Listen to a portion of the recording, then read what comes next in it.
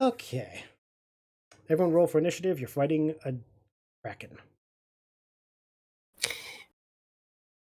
All right, let's do this. I'm glad I got my one out of the way. One of these days, I'm going to be serious, and all of you are going to be like, oh, he's kidding.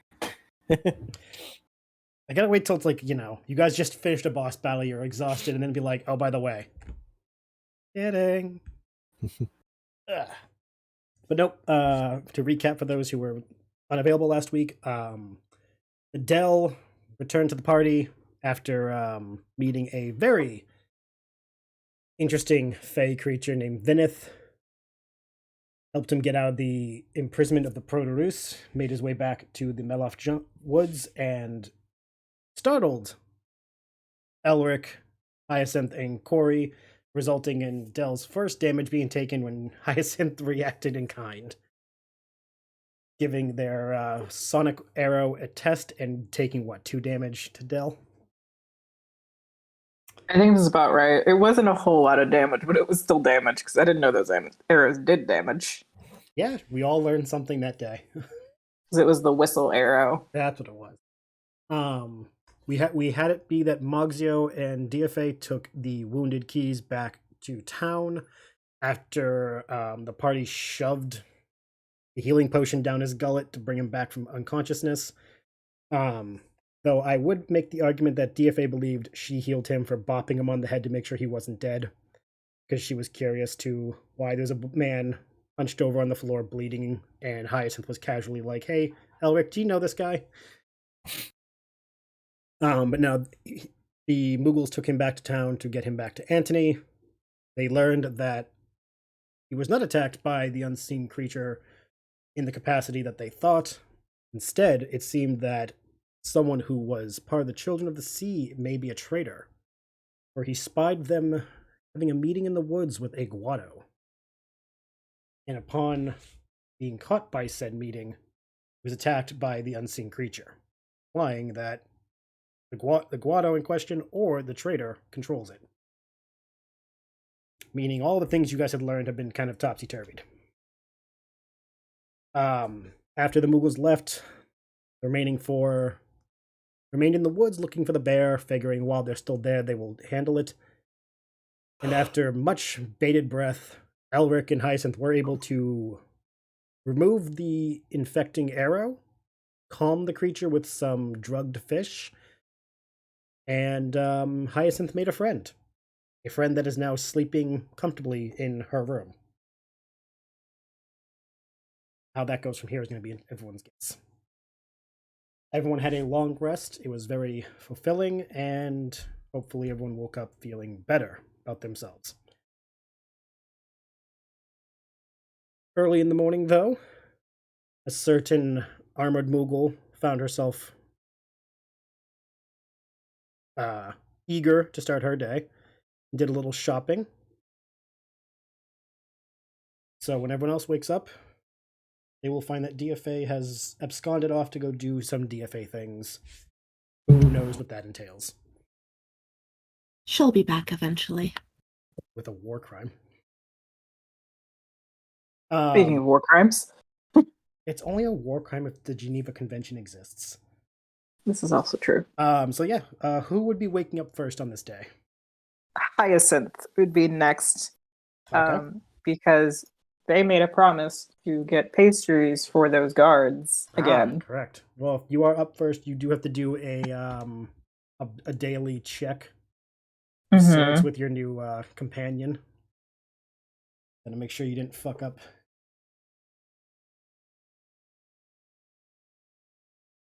All right. Also, by the way, did you come up with did you decide on a name yet? Just so I have it for my notes. Not yet. I'm Okay. still deciding between two of them. Okay. I'm rolling with disadvantage, correct? Because I don't have any points in handle animal. Correct. Is it just a straight roll? I Yep. was supposed to help you. But you're Well, sleeping. you're not so you awake can't. yet. You're sleeping. though. Also, you don't We're have sleeping. to help. What was it? Well, I meant to. 14. Okay. Did pass your second First. check. The first one was a 19. I was so sad. You did pass the second check of the day. The bear Lovely.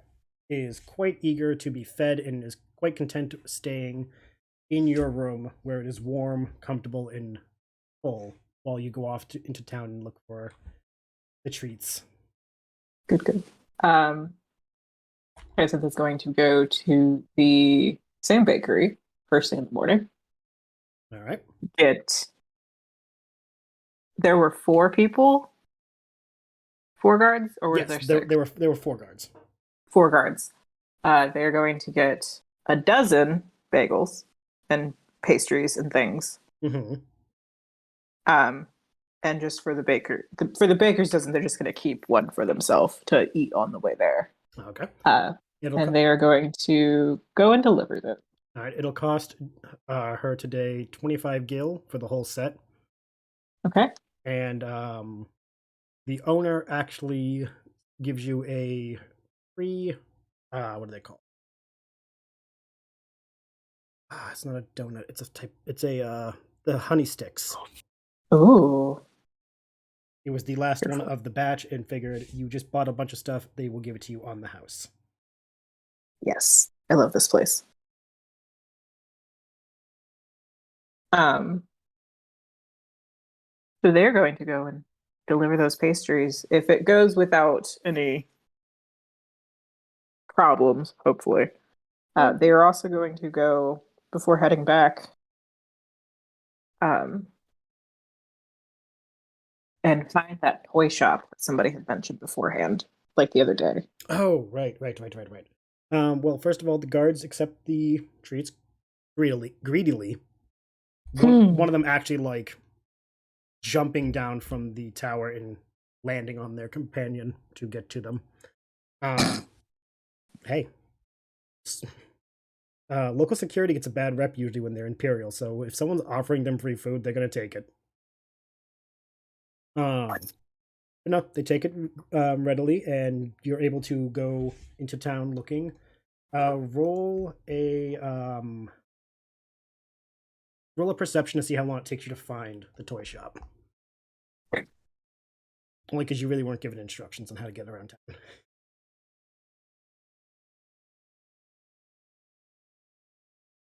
That is going to be a... Oh, wait, no, duh. You have navigate? I have perception. Okay. I don't have navigate, though. Okay, then yeah, just do perception, because it's like, oh yeah, navigate's a fucking skill. 21. Okay. We'll say that you were able to find it on your way to the guards, so you were able to remember where it was and just make it back without taking too much. Sweet. And it is just opening as you arrive. Which district is this in? Is this in the place with the tavern? Is this in the toy shop? The one you found is in the Oaken Ferry district. It's the comfortable, we'll say upper middle class. It's where most where all the other shops have been. It's also where the Paladin's Bow is, which was the first tavern, not the one with the dog. Mm-hmm. Okay. They're going to eat their honey stick and their pastry, waiting a little bit before going in because they don't want to be the first customer of the day. It's still, and be one of those people. It's still early enough where if anyone was to show up, you'd be waiting for a while. Okay. Well, then they're just gonna wait. Okay. Maybe like 10 minutes to not be one of those people who's just waiting outside for it to open creepily. As a former, because as a former customer service retail worker, I appreciate your kindness. Same. I remember those days. The shopkeeper is an older looking woman. She notices you after a bit and kind of like waves you in, kind of figuring like, okay, clearly you were waiting for a reason, but she lets you in eventually. She doesn't bother you at first. She lets you go looking around before drawing any attention to you. That way you don't feel like you're obligated to interact if you're not feeling like it. Are you looking for anything specific? I'm looking for a rocking chair for a doll. There isn't specifically a rocking chair like on its own, but there is a I feel like I'm gonna date myself by saying this. You remember those old dollhouses that had like the entire furniture sets and everything, like specifically made for the houses? Yes. There is one of those in the window. Is it big enough to fit a magically trapped puppet man? The furniture would be about the right size for the puppet in question. Hyacinth is going to go up to the shop owner and point back towards the window display and say, "How much for that toy set, for the furniture set?" Yes, that whole set was custom made by one of the woodworkers in town. It's one of a kind, so hopefully it's not too much when I say this, but it's 100 gil for the whole thing. That should be fine. Do you have any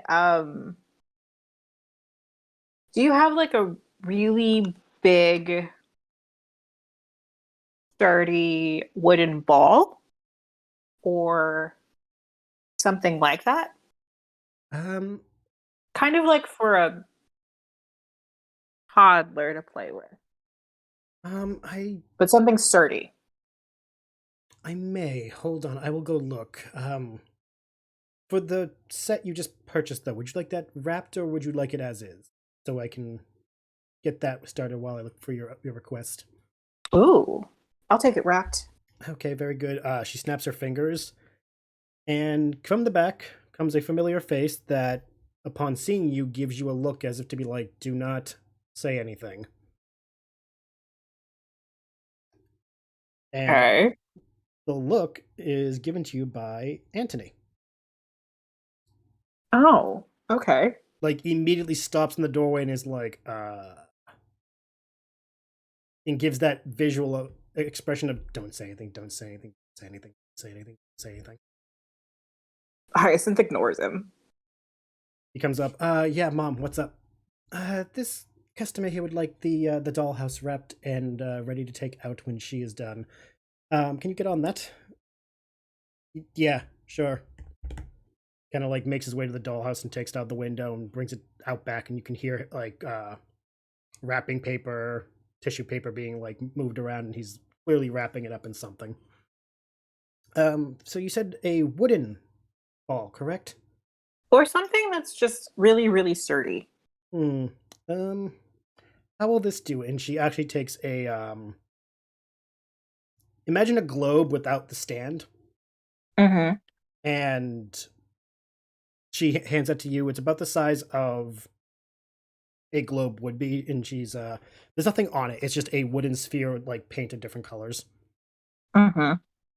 Is this to your request?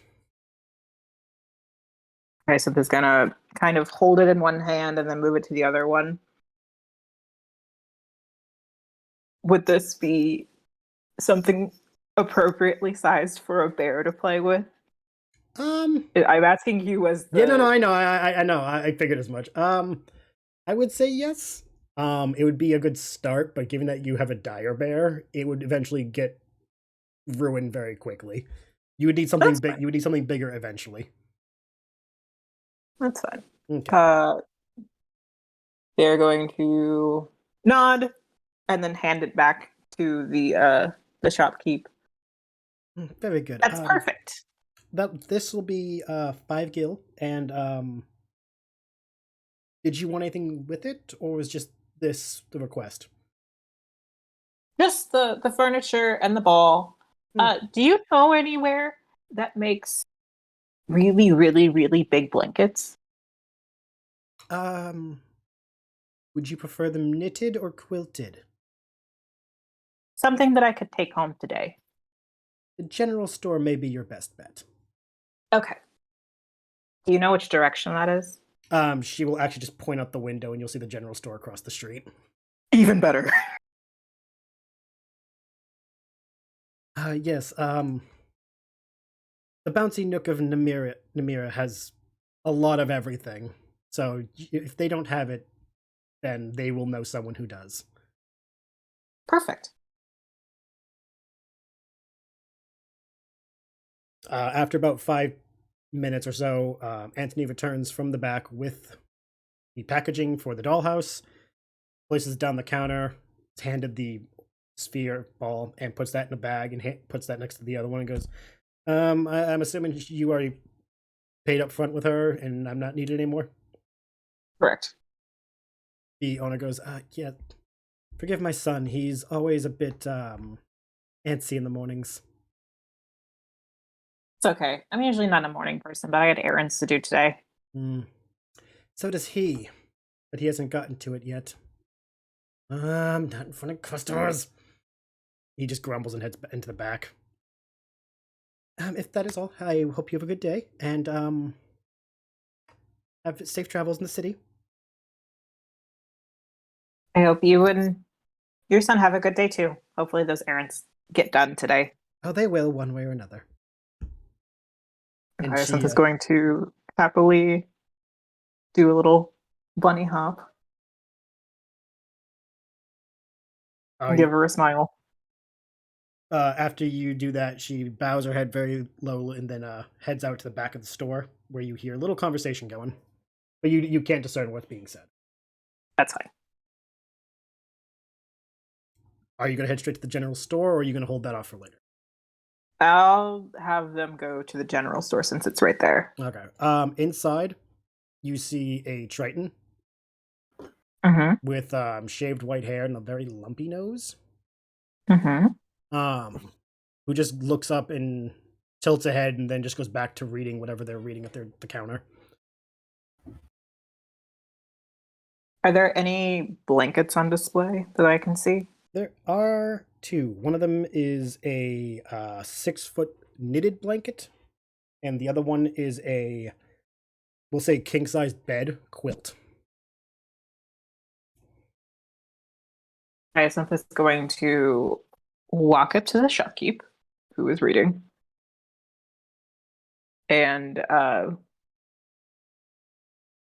just while still holding all of the stuff that they bought at the toy shop, just say, "Excuse me, how much for that blanket?" And they're going to point to the king size one with their ears. Watching your ears move causes an eyebrow to like arch on their the shop owner's head, and goes, the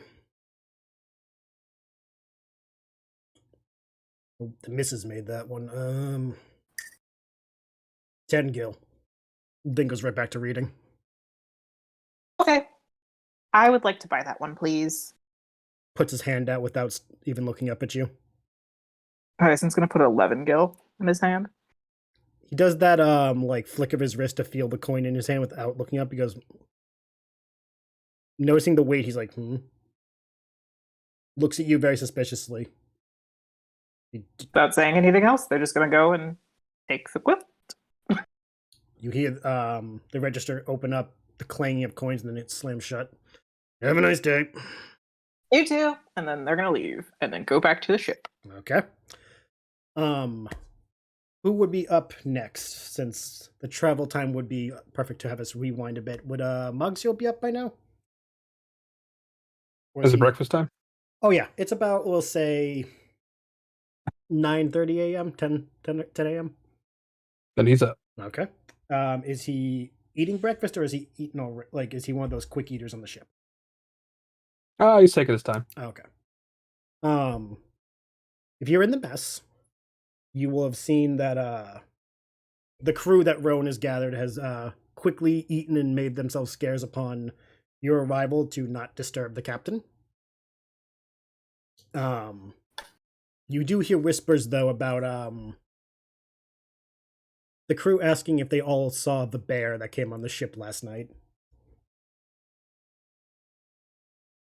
And since it was quite late when the other four arrived, you were not awake when they returned, so you're like, bear? What bear? I'm going to willfully ignore that for now and just feel like I'll find out soon enough. If it's important, you'll know. Pretty much. I'm sure Rowan will tell me if it's a big deal, but I mean, we weren't attacked by and mauled by a bear at the night, so I imagine it's fine. Plot twist, you look down, your Also, I clothing's all mean, like, tattered. I was aware of the bear before that happened, so I'm like, Yeah. I just assumed that we brought back the bear. During this, you actually are approached by Victoria, who goes, so, just curious, Captain, not to disturb your breakfast. Are we making port here for a while, or are we about to be leaving in a hurry like we did last time?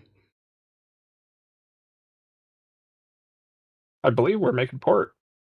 Okay, very good. Just because, last time we made port somewhere, you guys came back late and we had to leave in a hurry. Just and after last night, just wanted to see if we were still in the good graces of the city. I mean, do you have a problem with that? Oh no, I just like to know if I actually have time to go do things in town or if I had to hold off. For the moment, you do. Okay, perfect. Was there anything you needed us to pick up for supplies while I'm in town? Or anything you'd prefer the ship to have?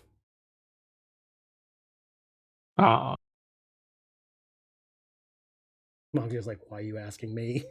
Pretty much. I'm like, I'm not a sailor at all. But you are captain. I am captain. You have preferential treatment. I mean, I have knowledge local. Is there anything local that would be good to have on the ship? You would know that there are some herbs and spices that are good for medicinal purposes. Not gonna make you roll because again, you with your history and everything, you would know these things. You also know that because of how the city is set up shopping wise, there is probably plenty of things they could get for the crew in terms of like morale boosting.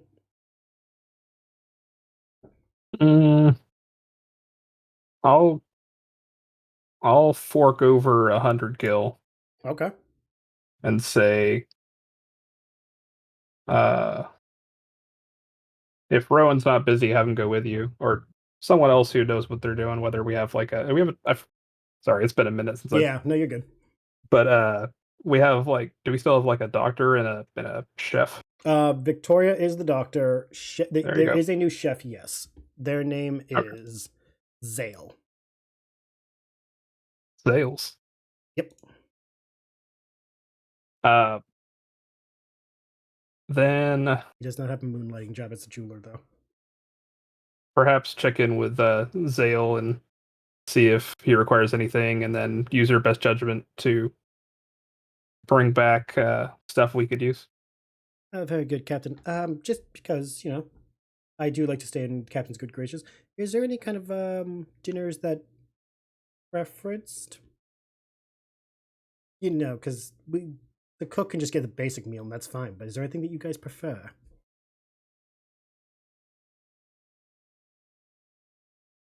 That moment, I'm not very particular. That moment, Mog's just like, "What is my favorite food?" He does not know his favorite food. Ah, damn that amnesia. He's like, it's like on the tip of his tongue, but she'll nod very courteously and be like, "Okay, before the day is done, shopping will be accomplished and the ship will be better for it. Thank you, Captain. I'll bring back the change." And she kind of sprints out of the mess before you can even say anything.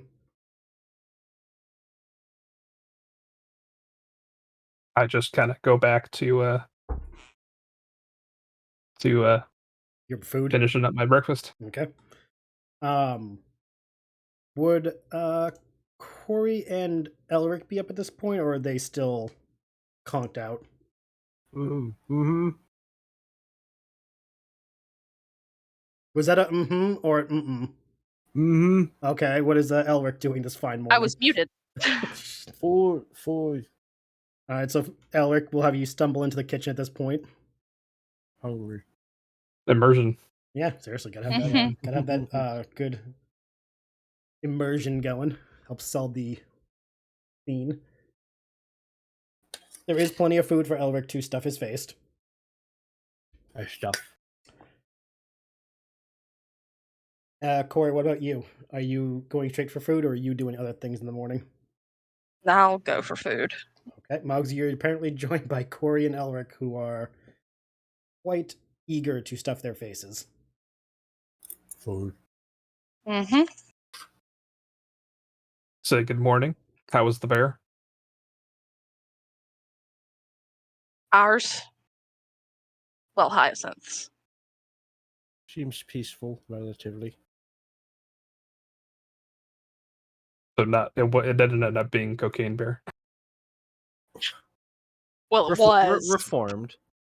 Oh, okay. Hyacinth fixed it with drugged fish.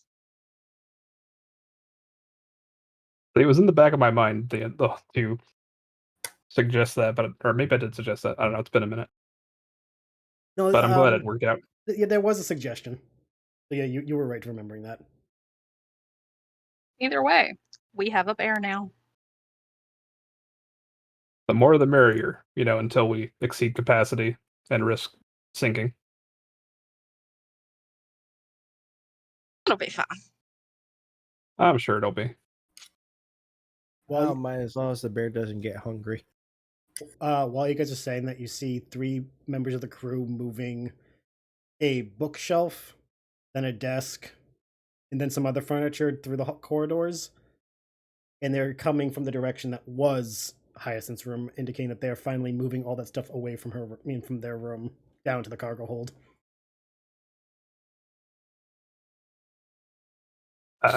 I'm just going to hop down, I just remembered something and just almost fling myself out of the chair after Victoria.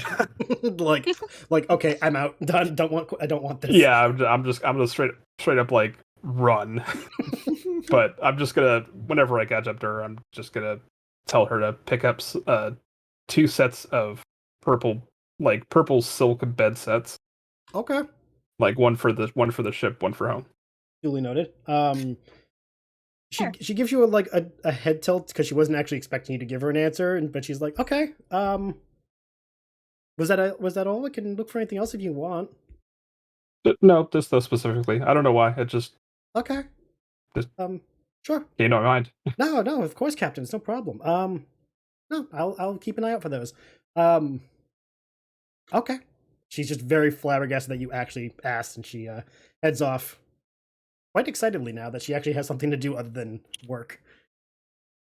And by this point, we'll say that Hyacinth is walking up the gangplank as Victoria is leaving. Still no sign of DFA.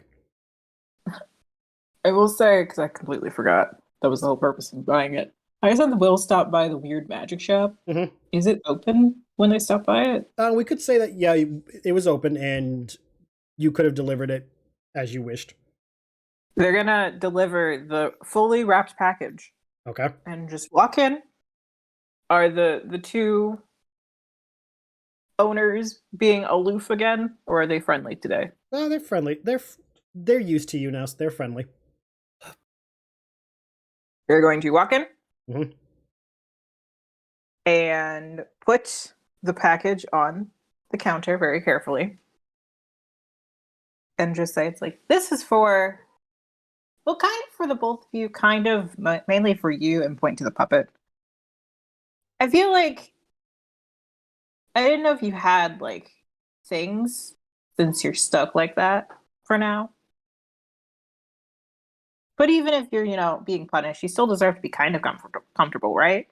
Plus, then you don't have to just stand all the time. You can kind of sit. And they're going to pat the box and then leave. All you can hear as you walk out is a... Excuse me.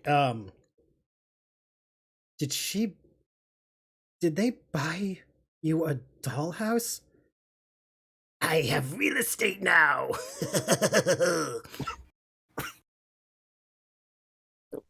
the reaction I was hoping for. You've given the puppet real estate. I'm giving the puppet real estate. But Cheaper than finding real estate as a tall person. Right.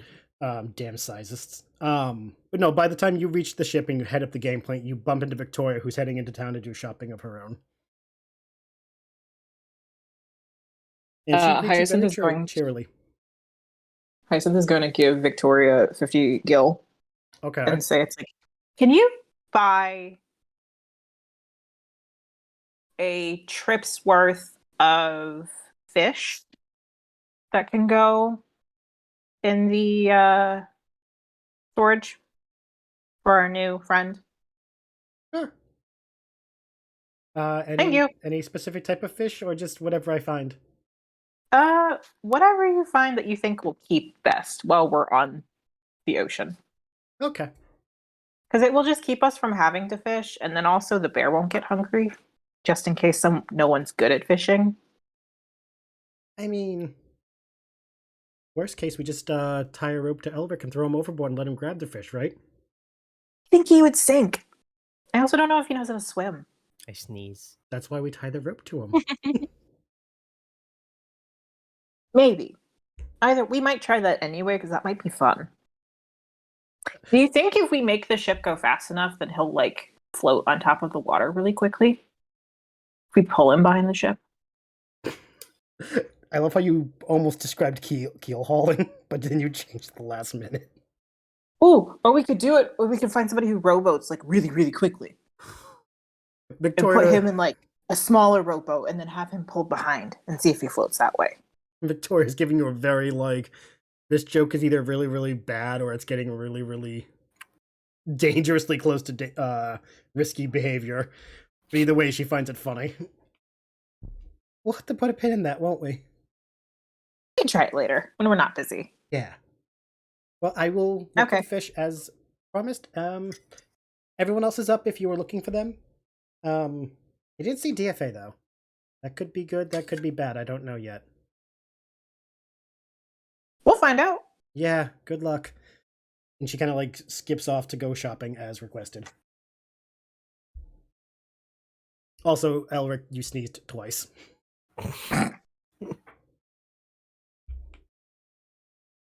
Hyacinth will go and join breakfast after putting the blanket. Is the bear still sleeping? Oh yeah, the bear's out cold. Okay, cool. Hyacinth's going to put the blanket on the bear Okay. and is going to put the ball near it, Mhm. and then pat it very gently over the blanket, and then go get breakfast. Okay. You find Corey and Elric munching. You don't see Mogsio.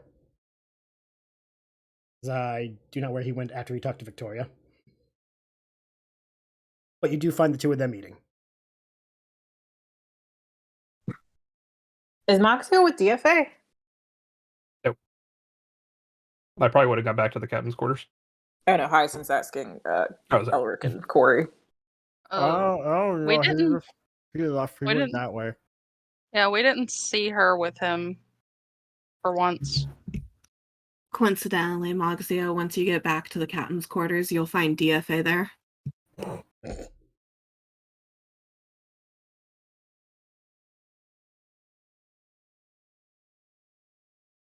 Did you want to do anything else in the mess hall, or are you three just gonna mingle and munch? Mingle and munch. Okay, well then we'll cut to the captain's quarters to see how DFA greets Moxio, because I'm actually curious how this is gonna go. She's just sitting there, holding onto her halberd, Okay, and she's just watching him. for the record, because I need to set this scene up for myself. Just so everyone knows, Mogzio's quarters do have, because they're on the back end of the ship, they do have that balcony that some captain's quarters on the older ships did. So as long as those things the balcony doors are open, you can get in and out of the ship through that. She looks up at Moxio and she goes, "Did you have breakfast?" Yep, like usual. So And, one might say that you have free time on your hands. And Moxie's kind of scanning the room, and he goes, "Not right now." Kind of slowly moving his head around and kind of doing the, in a way, kind of doing, you know how you frame the shot with your fingers. And She's going to leap at him like a bullet out of a gun. And she's going to tackle him and go, "You're telling me you don't have any free time at all right now?" Moxio's just motionless, just I guess I do. is going to help him stand back up and brush off his jacket and go, to the top, let's go. And she's going to gesture outside. I'm loving Okay. all of this. I'll follow. I'll kind of scan the room for like 2 seconds and then like turn around and follow. All right, we're going to head up to the top. To the crow's nest or just to the main deck? Just the main deck. Okay, because we said top. I'm like, are you going to take him to the crow's nest and just throw him overboard? I would never. I was about to say, roll me a, what's it called, bluff, because I don't believe that. Anyway, you guys go to the main deck. She's going to gesture to, like, the nearest tall thing she can see, which might very well be the crow's nest. And she's going to go, how tall do you think that is? If you want the actual How tall are answer, Christmas? say it's about 60 feet high. Okay. I probably would have said like 30. I don't know. Yeah, at its full height, it's about 50 or 60 feet high. Yeah. I don't know, like 30 feet. That's about twice as much as I suspected. You want to learn how to fly? Not particularly. She's going to look affronted, like he has just besmirched the name of good King Mogglmog. She couldn't even fathom that response. I mean, sure. She looks a little crestfallen, but she kind of slams the bottom of her halberd onto the ship deck, and little dragon wings come out the side. And she goes, I'm ready whenever you are. Oh, this is better than I could have hoped. Oh boy. Ready as ever, I suppose. She's gonna go, okay, get high, and then jump. And she just hands it off to him. Okay. Off table, I'm so sorry for you, man. I couldn't have prepared you for this. She still hasn't used it herself. That's even better. This is like the perfect. Oh my god. I guess I don't know, I'll awkwardly make my way up the ladder, I suppose. Or the rigging or whatever it is. There is a ladder. She's gonna stay down there and she's gonna just give him a thumbs up. Just so you know, there is a ladder you can use. You don't have to use the rigging. I imagine that this takes quite a while. We'll say it takes as long as Mogzio needs to take. Because I'm trying to scale the thing with a halberd, which I'm not used to, so it's probably clanging against the ladder, or getting stuck in the rungs, or I'm having to try holding it with one hand or like under my arm. And it's just not working out. Or one paw. But eventually I'll make it up to like the first level, not like the very top, but like the first level, and be like, all right, I'm not going any further. Okay. We'll say that's about like 15 feet up. Okay. Also, just because I want to be that asshole, it's about this point the other three probably make their way upstairs to see what's going on, because I don't think they're going to take that long to eat.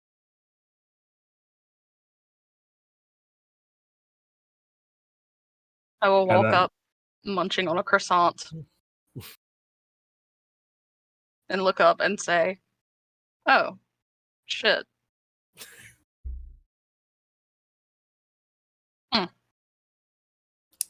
And then I'll keep eating and watching. Yeah, Alex also is just gonna look up and not question anything. He doesn't question things anymore. And I guess I'll just go, what do I do? Just jump. Harrison's gonna turn to Elric and Corey and just say, it's like, can Moxio fly with his wings from that high? Moxio is not a very good jumper. Like DFA is, right? Wait, would we know Moogles could fly? Well, we do know that They're Moogles supposed can to fly fly. because DFA flies can- whenever she's drunk, Yeah, she Ah, can true, fly a little true. bit. and they have wings. So Alex gonna with that. Alex is gonna just look up, yell at Mugsio. Can you fly? A little bit for like 3 seconds. is that fall? 3 seconds high? I'll be okay. And I'll prepare to flap my wings or whatever to like glide or whatever need be, just Okay. in case this thing doesn't do what I think it does. And And after Magzio says that he thinks he might, Hyacinth's gonna turn to Corey and say, "It's like, I think if Magzio dies, I become the captain." Oh my god. You know, you're probably right. You're not wrong. Corey's going to shove the rest of the croissant in her mouth and kind of bounce on the balls of her feet, waiting to catch a Moogle like a football if necessary. Yeah. I was gonna say, which way is Mugsio jumping? Like towards the deck or the? I'm gonna aim like I'm assuming this. I'm not assuming this isn't gonna get me farther than the edge of the ship. I imagine it might go farther, so I'm gonna aim towards like the dock. Okay. Okay. Like just in case I like have to land somewhere in between. I don't Yeah. just plummet into the water. Better to head towards the mainland than the ocean. Yeah, Well, I mean like it's gonna hurt regardless if I Yeah. fall. So Corey has yeah, the catching covered if anything. So All right, so Corey prepares an worried. action just in case. Yep. Would you like me to tell you what you need to do to determine your glide? oh, there's mechanics. Yeah, sure, there's I guess. mechanics. You do an acrobatics check, Okay, we got this. and we'll see what you get, and it'll determine how long you can glide. 24. Okay. You do beat the DC. Oof, that wind. Yeah, no, you get caught. You do get caught by the wind, and it pulls you a lot higher than you originally started. Because you rolled a lot higher than I expect you to roll. You make it all the way to the mainland before finally touching down. And once you land, you realize you've gone about. Okay, let's see. You've gone about like 50 feet away from the ship.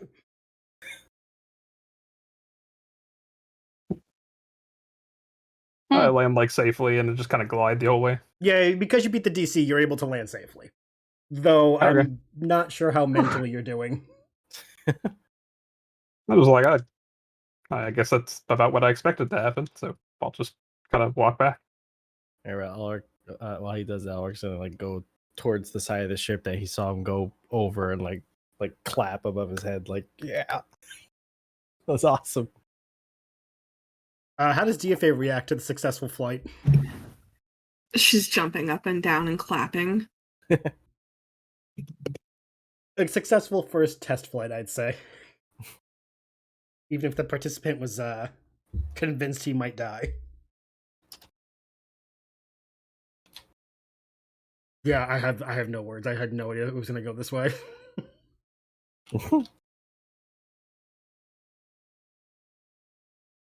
I'm assuming, Moggs, you're gonna make your way back and hand the lance back to DFA?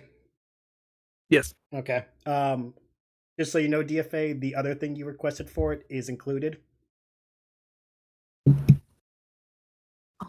God, yes. And it contains 1d8 of space per day. So you get to roll how much you can fit inside of it. Got it. I'm not going to do anything with that information for today, though. Yeah, I'm just letting you know because I forgot to put it onto the card. Because I'm like, that's not really a mechanic. That's more of a just a flavor thing. Again, I knew something was going to happen, but not that. Could have gone much worse. 100% honest, I thought DFA was going to just like swoop down and dive bomb one of you guys and just be like aerial assault style. I really expected there to be like a diving run. Anyway, now that everyone has been gathered, what are you guys going to do with your day?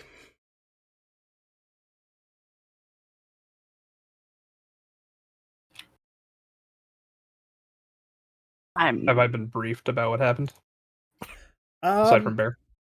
We should probably... have you been informed that we found Dell?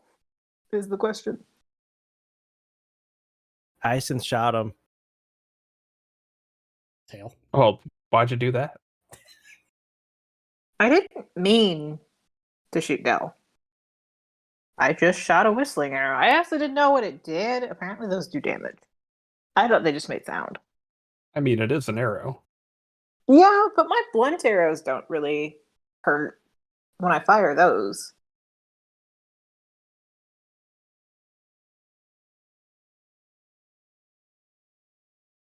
I'm assuming Dell is off doing Dell things. At the moment, Dell is still in his room. It's not said, but it's for anyone who's asking. Dell had a rough time, and after getting back to the ship, he kind of needed like a while to decompress everything.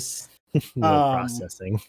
Between the being captured, the weird as fuck escape, and then the amount of time it spent for him to catch up to the others, he is very much in a I just need a bed right now. I'll catch up eventually.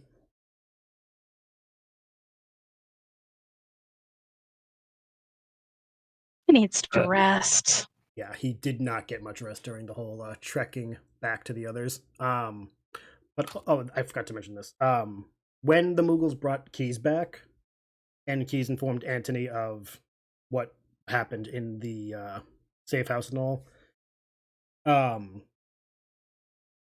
the long and short of it is, you guys were asked by Antony if you would mind going to stop Adelaide from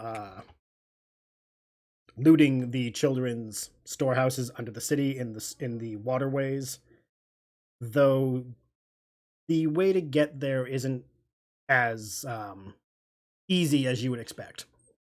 Telling that the only way in that's safe and would give you guys the element of surprise would be going to the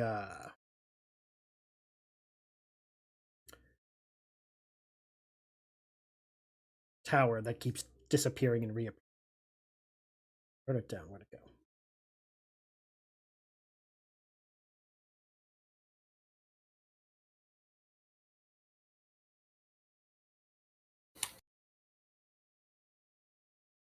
Yeah, the meandering tide tower. Inside the tower's basement is a way into the waterway. It is the easiest and safest way to get in without being noticed or, stopped by anyone. What if we want to be noticed? That's up to you guys. I mean, like, where would we go then? Pretty much any of the drainage pipes you see like on the coast, because all of them connect to the waterways. Ew. Yeah. Do we know like whereabouts, like in the water? Like it's just down there. We have to find it, or do we have like an idea of like what the general area of it is? Like, would we know the best drain pipe to go down? Oh, all the drainage pipes connect into the waterway. They are all like a massive system of tunnels. And then just wherever we don't know exactly where the tunnel we need to go to is. No, because Keys doesn't know and Antony won't tell anyone. Unfortunately, Antony's response is he can't tell anyone because if there's one traitor, he doesn't know how many other traitors are in the group. And he doesn't want to reveal anything that could lead to the whole Children of the Old Sea falling apart because of, dissent. I mean, can I go try to convince him to tell us? You could go try convincing him. This was all this information was given to you guys when you came back to the town. So like you can go visit and try to get him to talk more. Or you can just take what you were given and roll with it. We can decide as a group. I'll be right back. I got a phone call. Okay.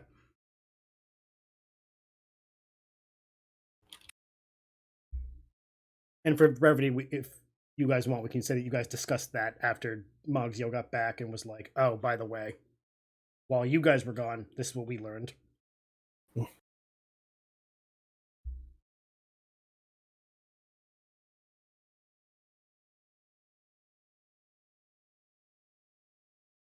I mean, we were interested in the disappearing tower anyways, since it's strange and That's We that Come is back very and- true. we could go visit it. Sounds interesting to me. I also don't want to go trudging through a sewer. That doesn't sound great. It doesn't. It does not. I mean, it just sounds like we're going to be going through the sewer either way. For the record, these types these sewers are very much like, just so anyone knows, they are the large sewers where there are canals where the water flows, and then there are paths on the side so that people can go through and do what they need to do if they need to be down there. You're not walking through like just sludge. Oh, it'll still smell though. Yeah. Well, take what you get. Yeah, therefore convincing Anthony, right, to tell us the closest entrance would be in our best benefit. Yeah. True. Spend less time in the sewer.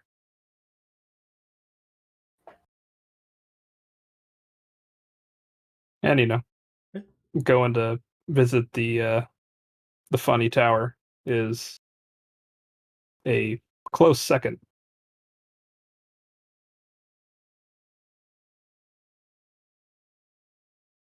So is I that mean, the party's vote? Is that they go talk to Anthony?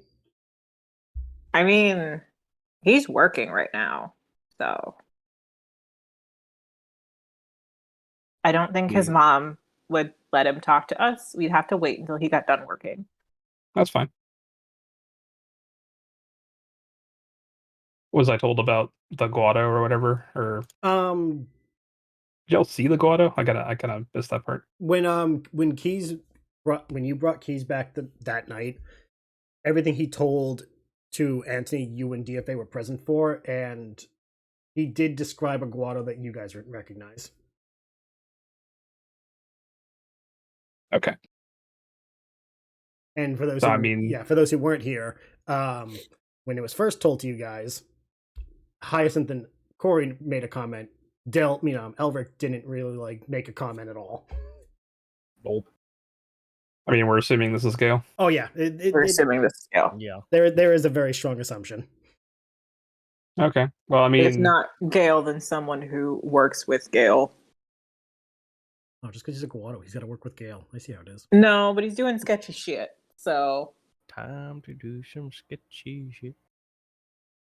we didn't get any information about where they went or No, where they could be staying. Unfortunately, when Keys saw the meeting, he was attacked before he could learn too much, and he made his way out back in the forest. Yeah, so all he knows is that the meeting was in the forest. He got attacked, made his way to the safe house. That's all he knew. As far as we know, he has another forest house. Yeah, for all we know. Gale does I mean, if we got nothing else better to do, and we don't, we're gonna be waiting for Anthony to get off work anyway. I could go or whatever can go Shenmue the location of. Have you seen any Guados? Shenmue. Love the reference. That's what you guys. However you wish to take this, I leave in your discretion. That leads to me. How is DFA handling all this talk, or is she focused on her new toy? She hasn't been paying attention. Okay, I figured I'd check anyway.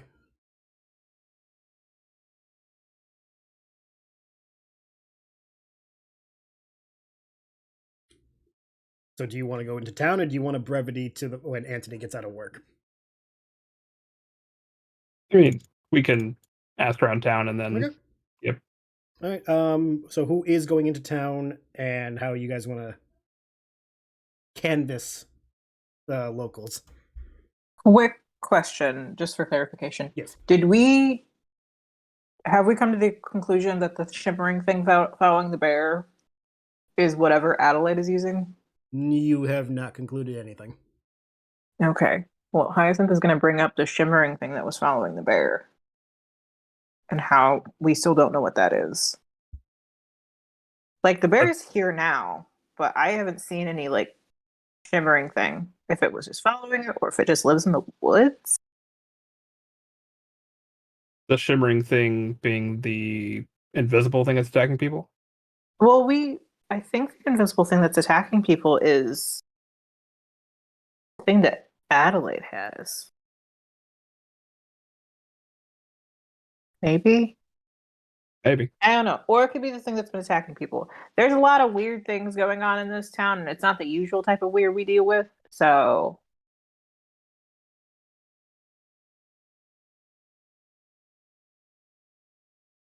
It is I a mean, we lot can- more magic-y weird. yeah. So I mean, like, because I'm allowed to go in the forest because I keep giving the guards pastries. So, like, if someone wants to come with me, we can go back in the forest and see if we can find anything like that again, and just like scope it out. And then after somebody else goes and talks to Anthony, or we could do that while we wait for him to get off work. That'd be fine too. If we can't get any information about where Gale or other Guados may be, then we could go out there and check that out. And then when we get back, we'll just go straight to Anthony. You should ask the people at the magic shop. They're really nice. Okay, I'll probably ask them, and then I'll probably just generally ask, like, around town as we're passing through. I'm down for the woods. Same. So the Muggles are Guado hunting, and Hyacinth, Corey, and Elric are going into the woods again. Oh, we're all going.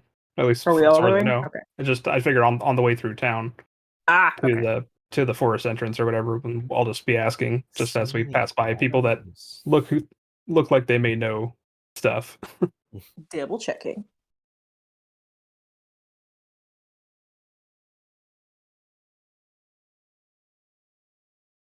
So I think that's the plan. That's the plan.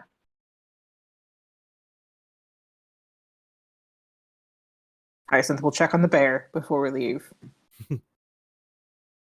Give the bear extra food. Make sure he's well fed. Mm-hmm. So he doesn't eat the crew? Yeah, is the bear he or she? I didn't really ask. You find the bear has made himself quite themselves. We do not know the gender yet. Themselves quite comfortable in your bed, Hyacinth, and readily accepts the food, and has been gnawing on the ball you gave it. But gladly switches to the fish when you provide it. Okay. But no. Are they still laying with the blanket? They didn't bring it with them, but they don't resist if you offer to put it back on them. Hyacinth will just put the blanket on the bed and make like a nest around the bear so that if the bear wants to like get in the blanket, it can. The bear gives a suspicious look, but doesn't, turn away from the blanket. It's just okay, not used to this kind of thing, but whatever. This is a new concept to me. Hyacinth's gonna wave at the bear, push the fish a little bit closer, and then just say, I'm gonna go do some stuff. I'll be back. Be nice to the crew. Don't run away. And then leave. Don't eat the crew. Yes, please do not eat the crew. We need them. Be fine. Off table. You didn't say you couldn't maul the crew. Listen, Do not harm the crew. I mean, only certain members of the crew have names. If they're dumb enough to fuck with a bear, that's on them, not Hyacinth. Guys, come back. 83 ends missing a leg. You fuck with nature, nature's gonna fuck you back. Anyway, no, the bear is pretty chill and accepting of the terms you lay down. DFA, are you bringing Egamedes on your trip? I am. Okay, figured I'd check. Are you going to be riding on Egamedes, or are you walking with him? Walking with him. Okay, got to keep these things checked. Also, I need to remember. I was gonna say I need to remember to tell the bear not to eat Egamedes. I feel like Agamedes is kept separately enough from the bear where it's not a problem. That would Just in be case. a disaster. I don't know, I kind of feel like Agamedes would hold their own, just because of the sheer size. Same. Also true. I don't know about you, but if I was, strolling through the woods and I saw a giant chocobo, I'd be like, nope, turning around. Yeah, the fat chocobos are tough. That's what I'm saying. Like, no, Agamedes is intimidating. All right, so you guys head into town, as you said. Are you gonna? Do you wish to stop at every place individually and do all that out, or do you just want to like a quick? I'm just gonna do a blanket. Okay, that's okay. Just figured out instead of making you roleplay all of that interrogating. Let's see. Roll for me. 3. 4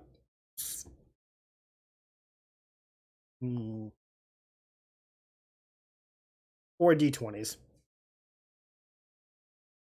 Just to see how like positive or negative you do.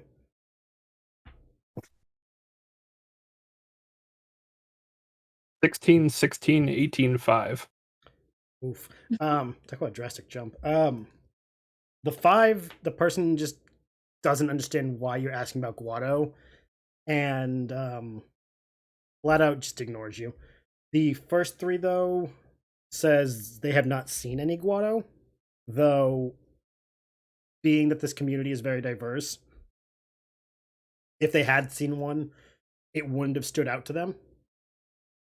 The best chance you'd have is talking to any of the people who work on the docks. But even if, when you went by there, because you were at the docks, no one said they've seen a Guado recently, so it doesn't really seem to be helpful. Okay. That 5 though is just like, what the fuck's a Guado?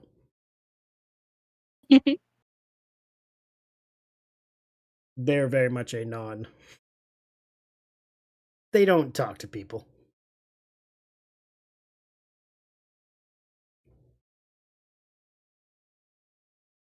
And after that, you said you're going to just head straight out into the woods? Yeah. I mean, I figure probably the best place to look is the last time we saw the shimmering thing. That's fair. All right, you guys get to the guards. They don't even like stop you. They just kind of like wave you through and say, remember to be safe and to make good choices out in the woods because they do not want to go out there to find you. And one of them actually waves at Hyacinth, thanking them for the treats this morning. Hyacinth waves back. And as you wave back, you notice the other one, the grumpy one from the day before, elbowing him in the chest, going, hey, gotta remember, professional. Don't make friends with the locals. You got for about like an hour. It takes you guys to get back to where you guys first found the shimmering thing. It's very familiar by this point, not that far from Keys' little safe house, and you guys can start your investigating as you wish. How would you guys like to investigate? Up to you. Do mine eyes perceive anything? You can either roll a perception, survival, or a.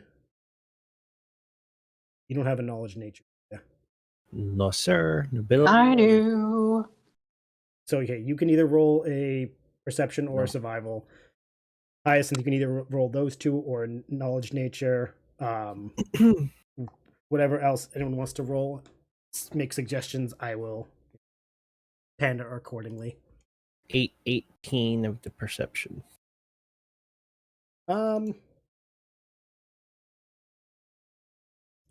Right away, it looks the way you saw it last. Very calm. No sign of bear. Just a good thing, I guess. It's very quiet and still. You barely hear any animals. You hear a few, but not a lot. I got Nothing else 24 on my perception. You find some tracks, but after closer inspection, you realize the tracks are specifically the bear because they lead exactly to where all of your tracks were, and you're like, oh, damn. Yeah, if I remember correctly, it went the opposite way the bear did. So I would say if we don't see it here, we just head that way. Okay. You guys go the opposite way as Mugsy suggests. And after trekking through the woods for about 30 or 40 minutes, you guys come to another glen. Some wildflowers, some trees, some it's a peaceful little area. You don't see anything immediately. You do hear some birds, you hear some other wildlife nearby. If anyone wishes to roll, make their suggestions now. Sorry. Sure. Because you got nature, perception, survival. 19. Natural 20 on perception. Okay. For a total of 28. Okay, so 19, 28. 5. Got a 5. 5. Elric, you find a pretty flower. It's pretty. It actually. I got a dirty 20 for perception. Okay, Elric, the reason why the flower distracted you, it's the same type of flower your mother used to grow in the garden. Oh. You're distracted for a moment. Sweet. You said you got natural 20 on perception, Corey? Correct. For Corey 30. got a modified 20. Modified 20. Okay, so the three of you. You do find some tracks. 2 sets. One is humanoid, the other one is a creature. Are they going the same Four-legged, way? bipedal. You can't tell if it's bipedal or not. They are going the same way. And Would I what was that? Sorry. would I recognize the creature for a knowledge nature of 21? You would recognize it, but you're very confused by what you recognize. Okay. Because the tracks don't line up with a creature that should be here.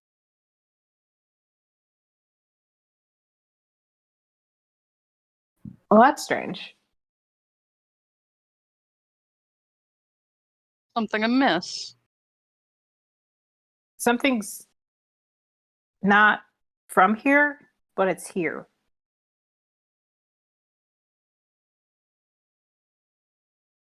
Is this Or the creature- animal. Is this creature in the Republic, or is it in like the forest I'm from? Based on the footprints, they look like the cloven footprints of like a bull. Oh. That's why you're like, this wouldn't be in the woods.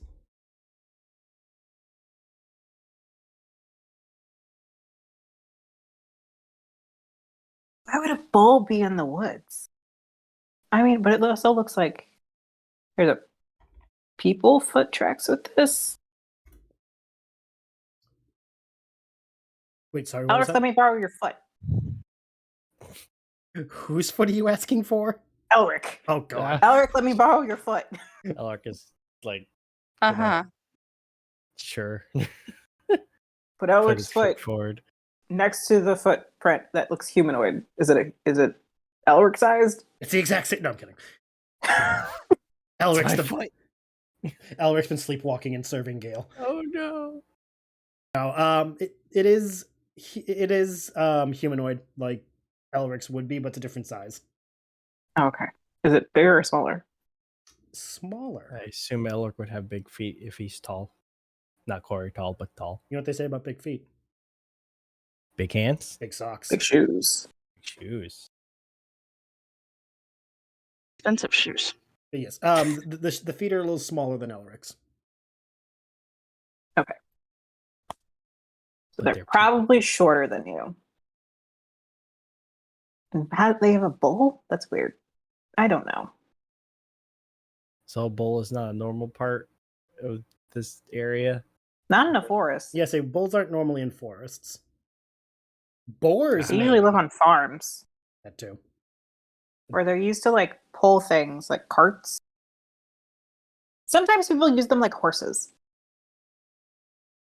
I'm just picturing Corey riding a bull into. No. Actually, now that I say that, I feel like Elric would know that. Sounds Being awesome to me. a farm boy.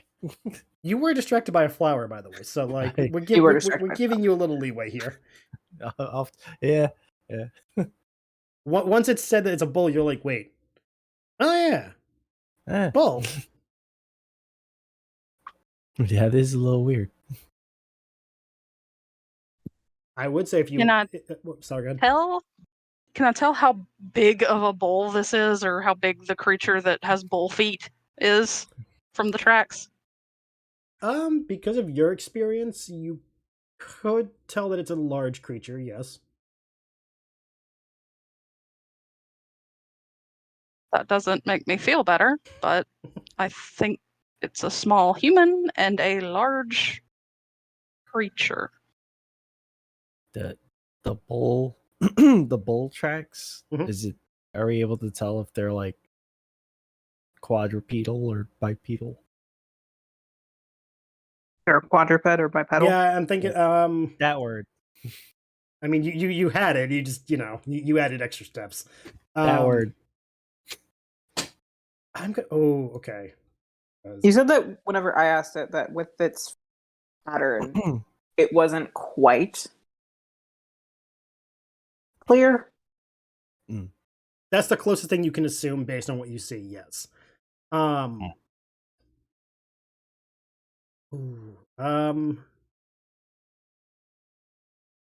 Okay, you want to know if it's bipedal or quadruped? Well, I would think if Elric was a farm boy, Yeah, he no, I might know. I'm thinking, recognize a normal bull's pattern, I guess. Roll intelligence. God damn it. Why is it gotta be the thing I'm not good at? Because you don't have That's nature. At 20. Got a what? And at 20. Okay. While you're doing your looking and everything, because again, you're recalling, now that you're not distracted, you're recalling your farm thing.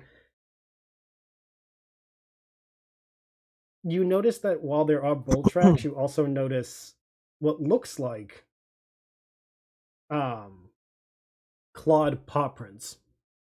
Clawed paw prints. Yeah. Okay. Not always, but like every so often there'll be a few clawed paw prints next to the cloven bull prints. I guess I'll point that out. Don't know what they are, but I'll point that out. Well, no, because that's the thing. You were looking for like, okay, it's this bipedal, a quadruped, and you're like, okay, 2 feet, 2 feet. It might be then you're like, that's 2 more. What the fuck? Mm-hmm. Then you're looking over, the humanoid feet are still there. So there's humanoid feet, bull feet, bull something feet, and then clawed paw prints. Mm-hmm. Huh. I don't like the sound of that. The hell are we tracking? That's not normal. A monster. Have you fought a monster like that before? Have I ever fought a monster like that before? You tell me, this is your character. This is one of the moments where nothing I say can matter. Has Corey fought any types of monsters? She's fought monsters. She'll fight anything. I know, pretty that's what I'm much. saying. Has she fought any monsters like this? As long as this isn't a behemoth. Let me Do look you have like something real dungeoneering quick. or something? Wait, what was that? I do, actually. Would this be like a dungeoneering thing or something? It could be. Yeah, I actually have dungeoneering. If you'd like to roll it, go ahead. That is a There's nothing 19. to roll for. Like, have you read the Monster Waifu Manual? Oh no. Corey pulls out you mean this? It's got centerfolds. Yeah, you would know all about the monster waifus, huh? Listen, JM. you little shit. You may be high. You may be high right now. Don't mean I won't forget that. Something's gonna happen to Elric, and you won't pay attention because you're too stoned. 19. Dungeoneering. I just sent you a thing. Okay. Oh no. Like the sound of that. I do know what this is, I believe. It's fine. It's totally fine. Don't worry about it.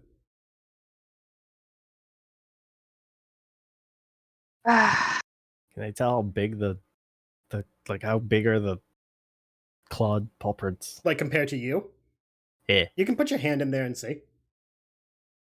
Like, So how big are they? Are they large? they are quite large.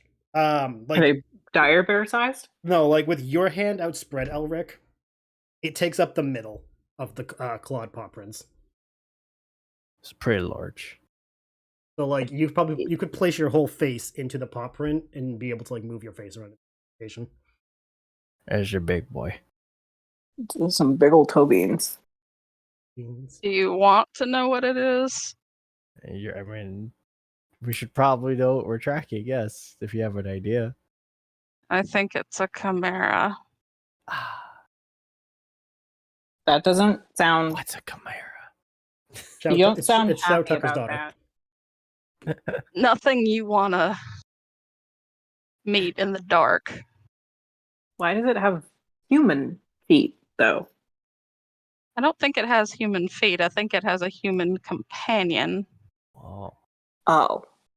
So it's a human-ish person and a chimera? That's what it looks like to me.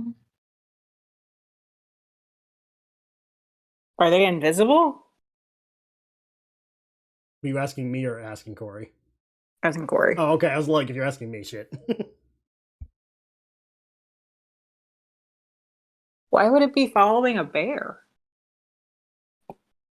A bear that's, like, angry because it's been drugged.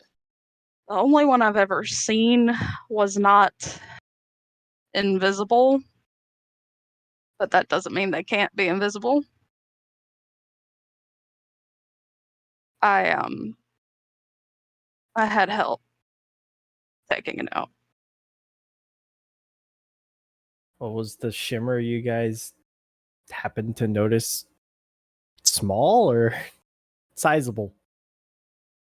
Off table, what you could tell. the shimmer you two saw was not chimera sized. It's been a minute. Yeah, I thought it was like medium sized. Yeah, it was Yeah, like that was it like was- a person size. Yeah, so I Yeah. was like, I thought the shimmer was tiny. Yeah, no, the shimmer was person-sized. But there's still an invisible creature killing things, which is supposed to... Wait, did they say what size the invisible creature was? Like big or small? Did they never They just say? said it was an invisible creature that was attacking the guards or the soldiers and leaving like pieces of them behind. Yeah, I remember that part. Huh. I don't feel like a beast would... Well, no, they might leave pieces. I don't know. The person might. The person might do that purposefully, though, if it is a person. Just out of curiosity, what's DFA doing during all this? She's just watching everybody and looking back and forth between them as they're speaking. Okay, I think with the mention of a chimera, DFA might be like some reaction. She has no idea what that is. Okay, this is what I learned about DFA. So she's just watching and listening. Okay. Yeah, I don't think Elric would know either unless his mother or teacher taught him. He hasn't really been dungeoneering. Yeah, I would say if your mother taught you anything, she would not have been like, okay, so here's a chimera, here's how you kill it. Because she was like, I'm not going to teach my kid to do the things I used to do. Mm-hmm. She was probably like, she probably told you stories of different monsters, but she never was like, hey, here's the anatomy of this monster. See this little mark here? This is the weak spot. Mom wasn't that helpful. No. Damn it, Mom! Mom, damn it. She wasn't giving you quizzes on the monster anatomy. She wanted a good farm boy for a kid. Well, damn, Mom. Moxio, how are you handling this? I would start walking ahead. Following the go. tracks or the other way?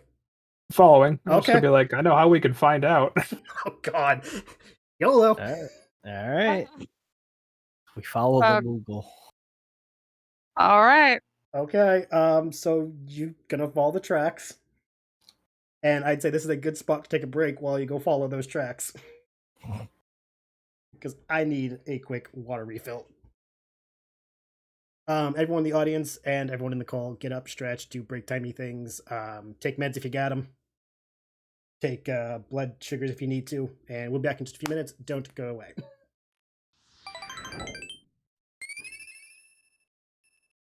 You meant like at level 7. Okay, never mind. Maybe like level 7 we might be hefty enough to fight a summon. Maybe. Alright, so welcome back everyone. Last we left off, Mogzio bravely or foolishly, who knows, we will find out, decided to follow the tracks after Corey calmly mentioned that they are looking at what could be possibly Chimera tracks. Mogzio has led the way. I'm assuming DFA followed shortly after, accompanied by everyone else. The marching order seems to remain the same. There is no Dell, so Hyacinth is in the middle. Okay. The tracks continue for about, we'll say, I don't know, distance of time, so I'm just going to say like another hour of following. You guys are having to deal with the fact that some spots the tracks get weaker, sometimes they get back to normal due to like the terrain. At one point you guys find a river that the tracks almost disappear into, so you guys had to like spend time looking for where they picked up again. But at the end of it, after an hour, you notice the tracks are heading back towards town, but just the long way around. Not the way you guys usually came and gone.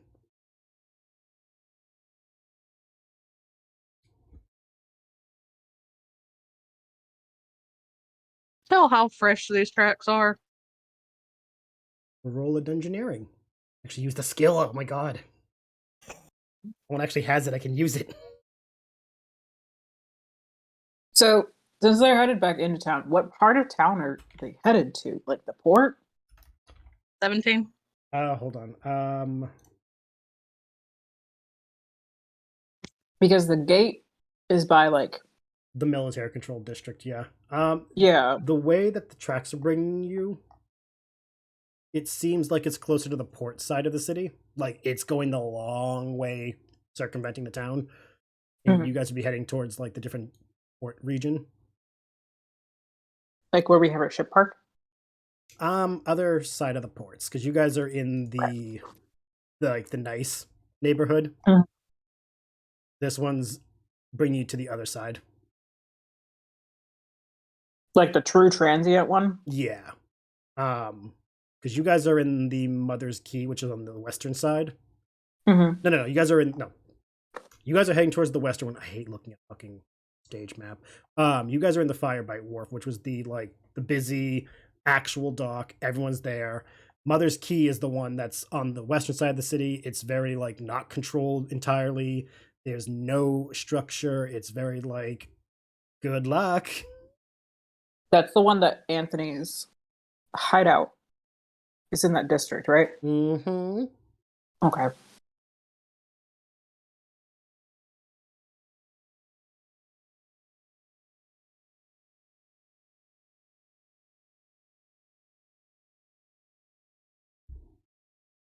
Also, we'll say for the sake of like understanding of time, it's about shortly after midday because you guys have been like following these tracks for a couple hours now.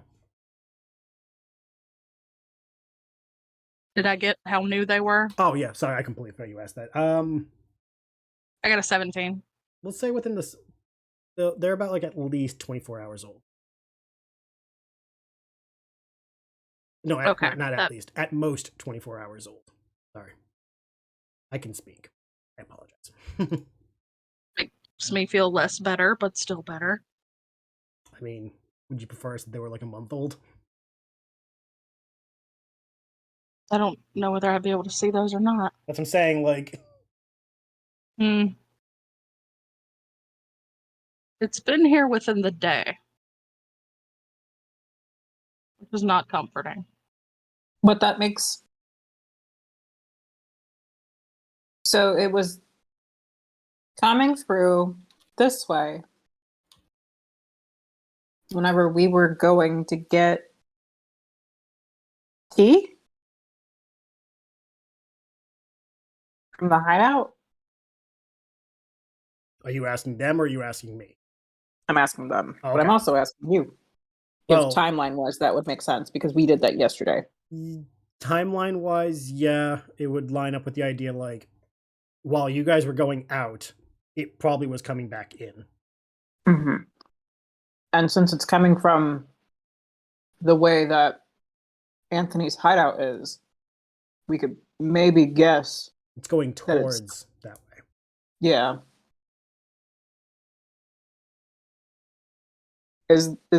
Can we see the disappearing tower from here? Based on the time of day, no, you just see the base of it. Are those tracks leading up to that tower? The tower's in the middle of the bay. I know, but is it like going towards it? It goes towards the water. Well, they go towards the water, and you guys lose the tracks where the grass is all gone, and it becomes like cobblestone. The docks themselves. Pretty much, when you stop having like earth to track on, the tracks vanish.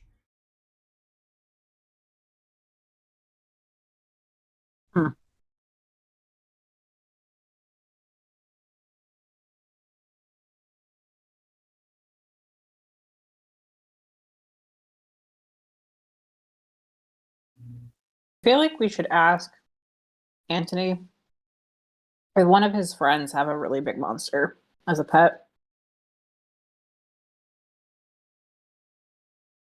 I don't think these things are pets.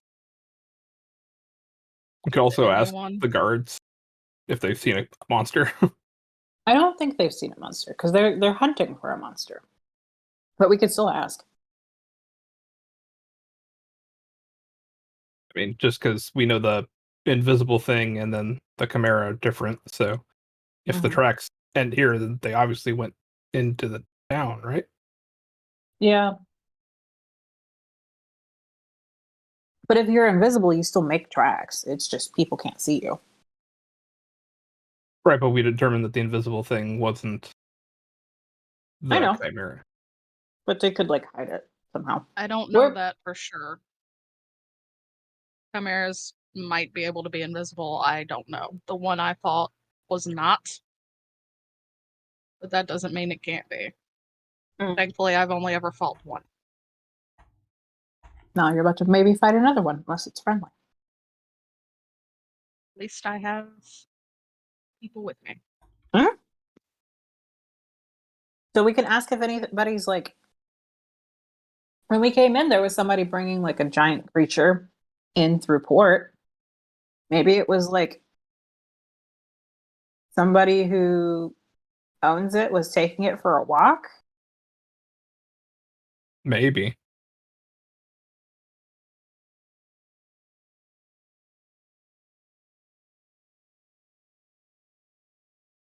So what we want to do while we're still waiting on Anthony? Do we want to ask around town, maybe, and maybe head to the dock? What was Nice. that creature that we saw whenever we came in? You said it was like a pack animal? Oh, Or that like was a shoe buff. I rember. Oh yeah, Was it shoe puff? you guys saw a shoe puff. That's Can the I thing that roll to see if I see any signs, aside from tracks, of these things passing by? The shoe puffs? No, the Oh, monster. I'm like, trust me, if you saw a shoe puff, you would notice. Those things are huge. You can roll. I would say in this case, because you're looking not in a scenario in this one, I would say doing either survival or perception. Okay. Also, what were you asking, Hyacinth? Sorry. this is Diamond asking, but Okay. isn't the shoe puff the thing that Jet like killed on accident? He attacked one, yes. He didn't kill it. Oh, okay. 18 perception. Just so I can answer you clearly, what exactly are you hoping to find? Any sign of, I guess, a chimera passing by, like No, fur on the ground or claw marks in the cobblestones, anything like that. While Mogzio and Hyacinth are talking, you're looking around. You do spot something. Next to Diafe and Egamedes, you notice a a couple scales.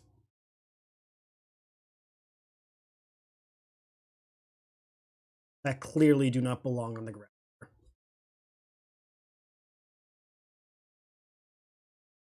I will pick those up and look at them and then keep looking for anything else similar nearby. Nearby, you see typical wear and tear of the ground, like it's been trodden on a lot. Drag marks from crates, from people just, shuffling. Nothing standing out enough to give you much else than that.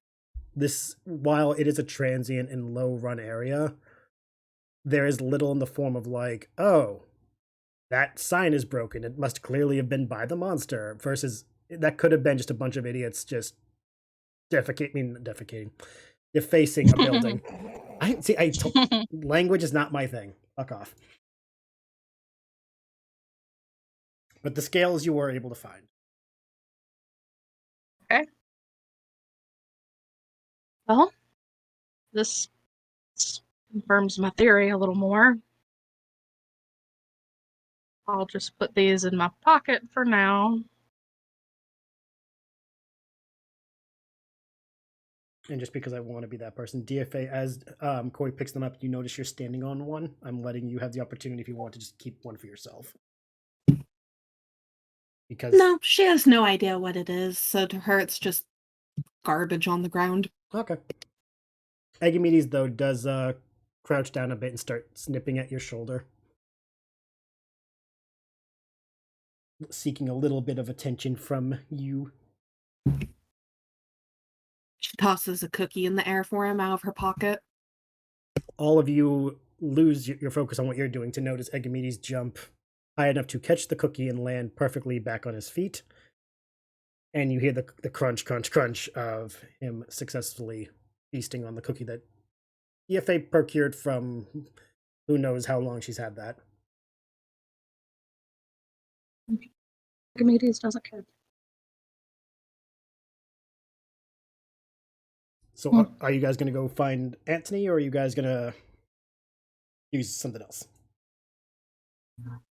Because there was like a lot going on, so I'm asking, like, what was the decision? If this is all I can find around the area or on the ground right now, then I'm down for going to talk to Anthony. Okay. Elric, what do you suggest? Down to talk. Okay. So for brevity's sake, you guys make your way back through town. Hyacinth, are you going to tell them where you found Anthony working, or are you just going to, like, lead quietly? Oh, Hyacinth was going to suggest that we go to his hideout. Oh, to the hideout? Okay. Because assuming that he would probably pop up there. Ah, okay. If there's no objection, you guys can just go there instead. Since we're already on this side of town. No, that's fair. That makes sense. And he is still at work, I guess. All right, so you guys head to the hideout. Sure enough, there is no one in there. The rundown old customs house is exactly how you saw it the first time, save the traps that you guys disabled last time. Though in the daylight, you notice it's a lot more, all things considered, in a lot better shape than you thought it was the first time, because at night it looked a lot worse for wear. There are 2 floors. The second floor is more of a wraparound kind of deal, so there's like the gap in the middle so you can see up to the ceiling still. Along the walls you see a bunch of like massive flag shit-sized portraits of people. All of the portraits are very old and faded. Clearly they were from, if you had to guess, the founders of the city. Notice they all look like pirates, but you kind of just take that as you will. Yeah, what are you guys gonna do in the hideout while you wait? I'm gonna look for more scales. Okay. Anyone else doing anything, or are you guys all just chilling while Corey plays Sherlock? General snooping. keep an eye out for anyone coming by that we don't want coming by. Okay, so you're watching the door. Yes. Right. I'll watch the other way. Okay, so you two are watching the doors. I think that'll just fall under perception for all of you. Yeah. Okay. 24. Okay. 15. 11. Only because I know you have it. Did you want to reroll or are you saving it? No, that was a 2. And I need to do it before I roll. Oh, okay. So a 15 and 11, 24, and 20. Hold on, I just did the math that my brain undid it.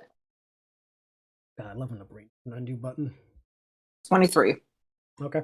Mogjo, you and Elric do your little guard duty. You notice mostly transients walking by. A few drunks from one of the taverns in the area. You see a couple old people setting up their fishing lines and start fishing off the side of the dock. And while all this is going on, you guys kind of like just pass the time while you're watching. Ori, you are able to not find any scales. But how much did you say you got Hyacinth? What was it again? 20 what?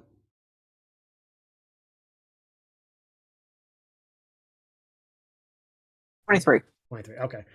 Both of you, in your general searching, are able to find a trap door in the middle of the main room. Is it trapped?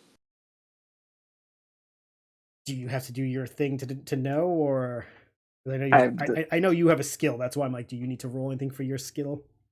I have a skill for disable device. Oh, okay. There isn't one to detect I also them? have one for trap finding, but I believe it just uses my perception. Let me double check. Because I knew you and I think Mogcio have the trap things. That's why I have to always ask. And I do not think Corey carries anything that deals with traps. Because with besides myself. Yeah. Which is just hit it until it doesn't trap anymore. Basically. Okay. Mm-hmm.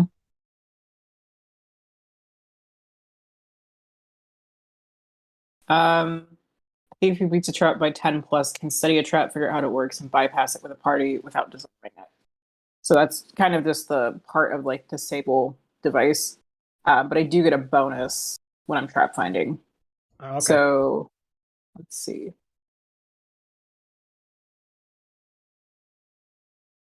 It is going to be a 19.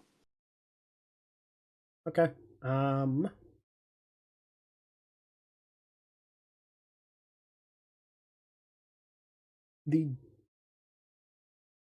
Okay. Did 19?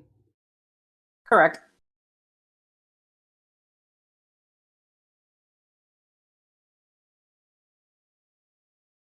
Ooh, okay. Damn, that's actually not as exciting as I thought it would be. There is a trap on the door. You notice that there are pressure plates along it that, if not done in the correct way, some sprayer will come out of the floor and hit you with something.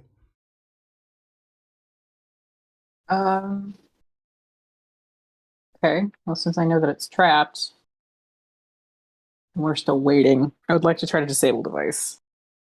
Okay.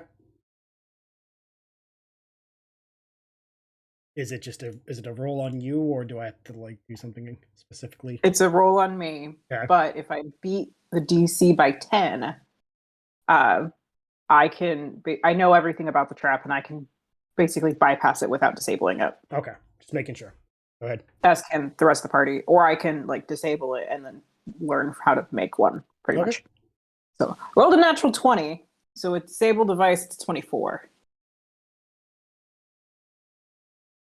Yeah, you definitely beat it. Fuck. Okay. You're able to determine it's an acid sprayer. And You are, as you said, you're able to, learn how to make one. Would you like to take it apart and keep it, or are you just going to disable it? Hyacinth is actually going to only take the acid out of it Okay. just to inspect it. Okay. The containers of acid, I don't think the word vial fits for this kind of scenario. They are a sickly green, like you'd expect. The triggers for them, you were able to determine it only would have taken 10 pounds to set off. So any of you stepping on it would have triggered it.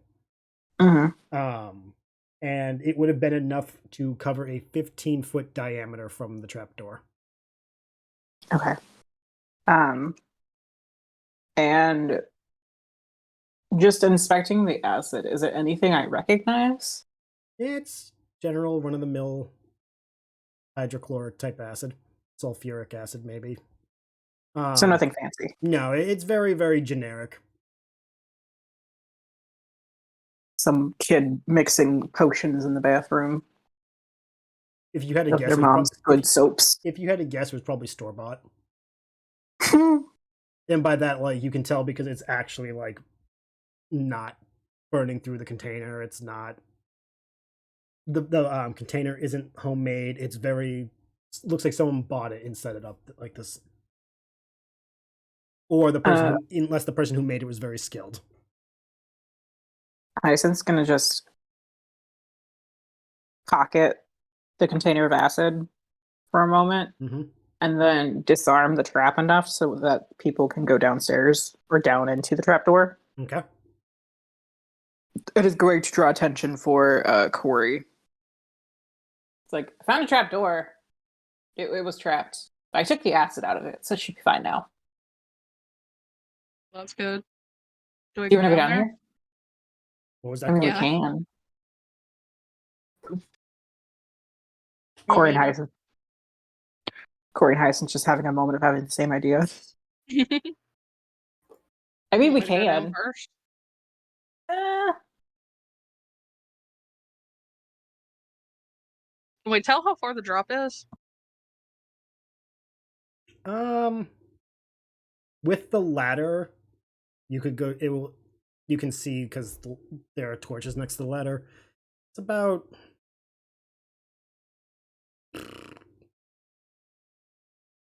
15-20 feet down. Does it smell like sewage? It has a scent, not a pleasant one. You're getting more of like a stale water scent. Oh. If you know what I mean. Mm-hmm. I think we should just tell Moxio, DFA, and Elric that we're going down here while they wait for Antony. Probably a good idea. Hey. Are you two going, or are you saying you want all of them to go?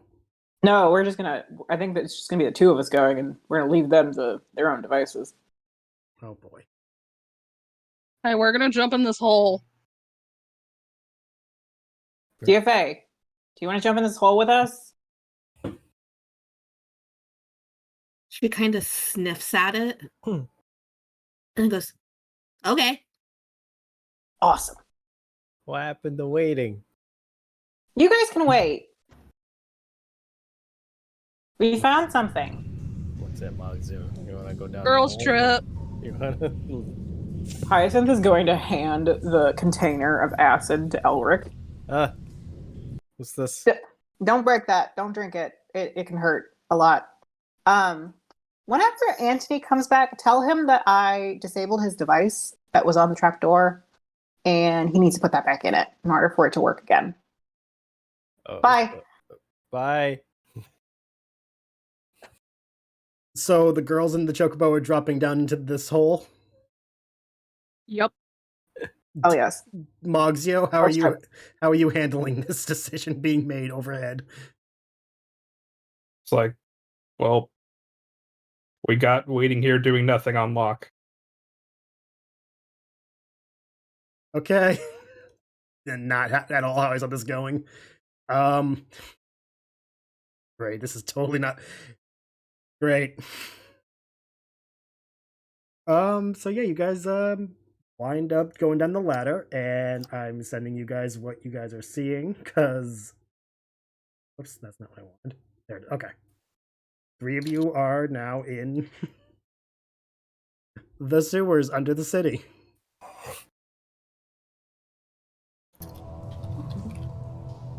Oh boy. Essen's gonna climb back up the ladder halfway and yell, "We found the sewers! Do you guys just want to come with us?" Yeah, we should probably go with the Moxio. All right. I'm just gonna put the freaking harmful substance down carefully and go. Bring my acid back. Go back towards the acid. Back up. Bring it. That looks like I had one job.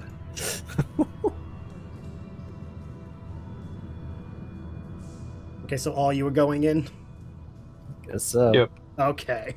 Then I will put our other 2 in the group again. I just removed you 2. Listen, I just thought it was gonna be a basement. I didn't expect it was gonna be a whole fucking thing. Yeah, I thought it was a basement that might lead to the sewer. Nope, you guys just found one of the entrances. Yeah. Okay, you guys are in the first area of the sewer. Does the water come up? Where you guys? Are we standing in water? No, the room you guys are in does not have any water. It is in the It should be in the Discord thing for you guys to see where you guys are. They opened up the tail spire for you guys. Key. Yeah, my worst case scenario is this is where the Chimera was hiding.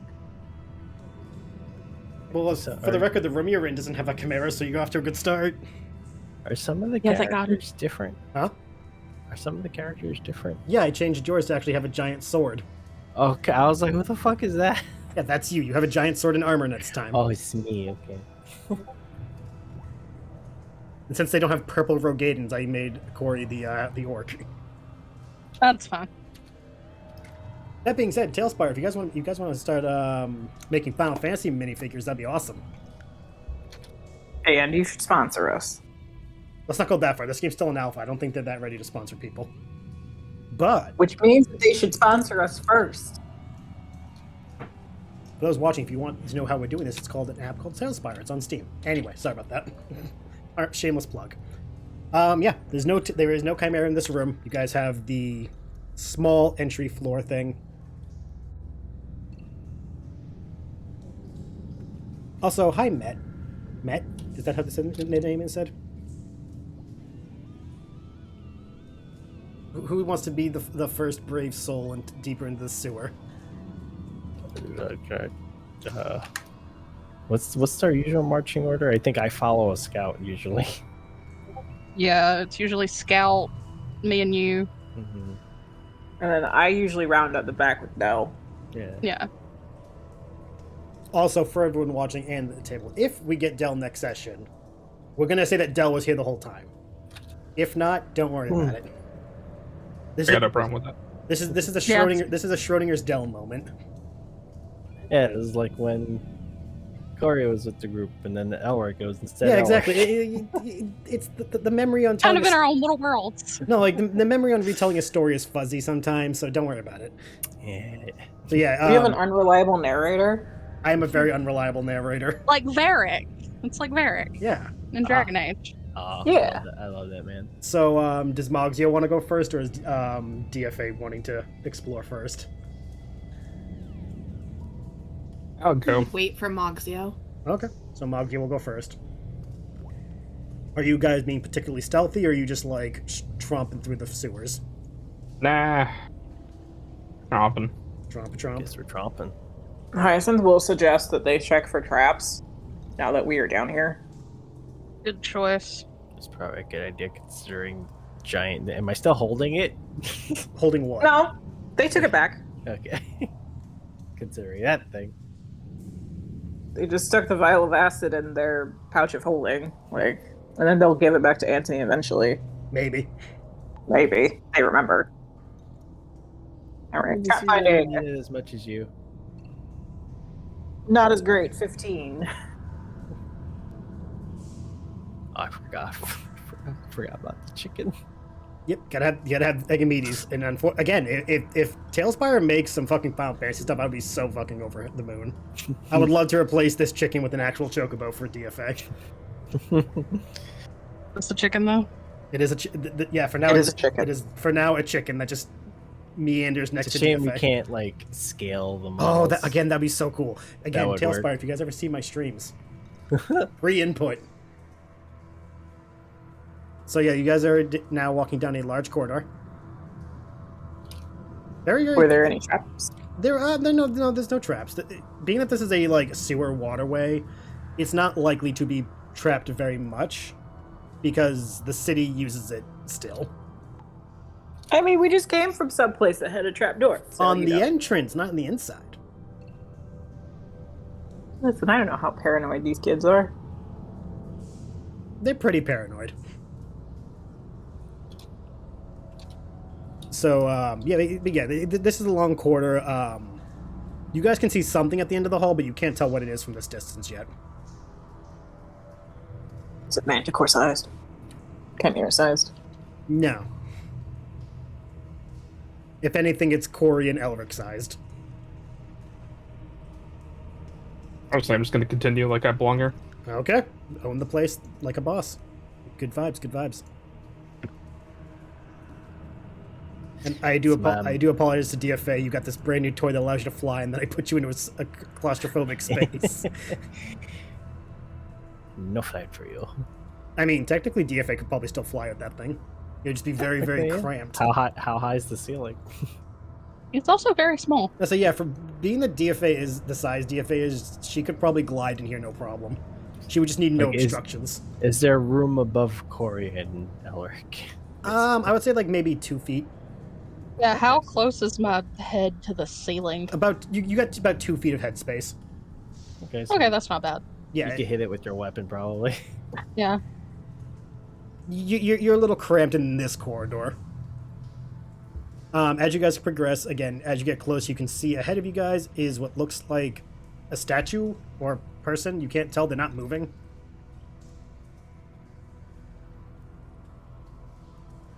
But they are distinctly a humanoid shape. So how close do you guys want to get before you, like, get cautious? I'll go all the way up to it. Okay. Is everyone else going? Or are you guys all just going to stand there and let Mogzio be brave? I'm gonna be right behind him. Okay. If he's not Yeah. being sneaky. Actually, okay, let's say I get within 20 feet. 20 feet? Okay. the minute you realize, like, wait, 5, Whoop, 10. we're back. I don't want to get like within reaching distance of him. Well, yeah, about there. Yeah, that's Okay. good. DFA, you're going to stop right behind him, I'm assuming? Correct. Okay. Elric, are you going to be next to DFA or are you going to be behind the Moogles? Behind the Moogles. Okay, behind. Corey, what about you? You next to Elric or are you behind Mogzio more? I'll say next to Elric. Okay. And you said you want to keep the rear? Yes. Okay. The thing in front of you is, as described, it looks like a statuesque humanoid figure with a flail and a shield. It's not moving, but that isn't any indication that it's not going to move. I mean, does it look like a statue or does it look like a person? It could be a bit Like, of both. is it breathing? There isn't any breath coming from it, but the armor is covering it from head to toe, so you don't see anything that would be flesh, so you can't tell if underneath there is a person or if it's a statue with actual armor on. I'll just loudly clear my throat. Nothing happens. Yell friend or foe, that usually works.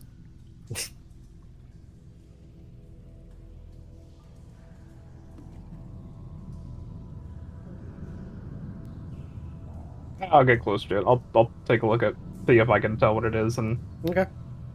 Yeah. Right there. see how close I get until I get a reaction. As you get closer, you're about, we'll say, 10 feet away before you feel under your foot a pressure plate start to move. Do you wish to let it engage, or are you going to use one of your Moogle things that you... I don't have anything to get out of that. Okay. Just unless it's a save. I can let you save if you want to try to do like an acrobatic save. Because you would, Well, I mean, like, if you would start to feel like it going under the weight of your foot. bug it, let it ride. Okay. The thing gets triggered, and the statue starts to straighten itself up, dust coming off of its body.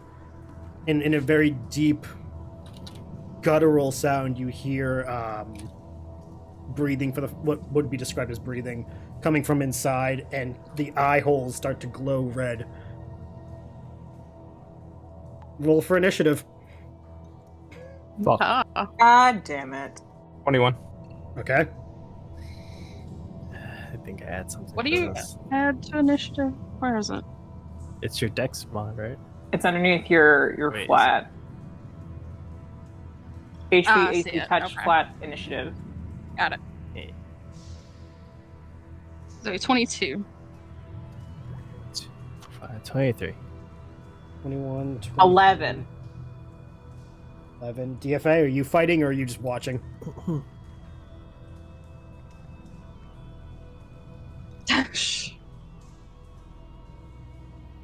19, but I voluntarily go to the back of the line. Okie dokie.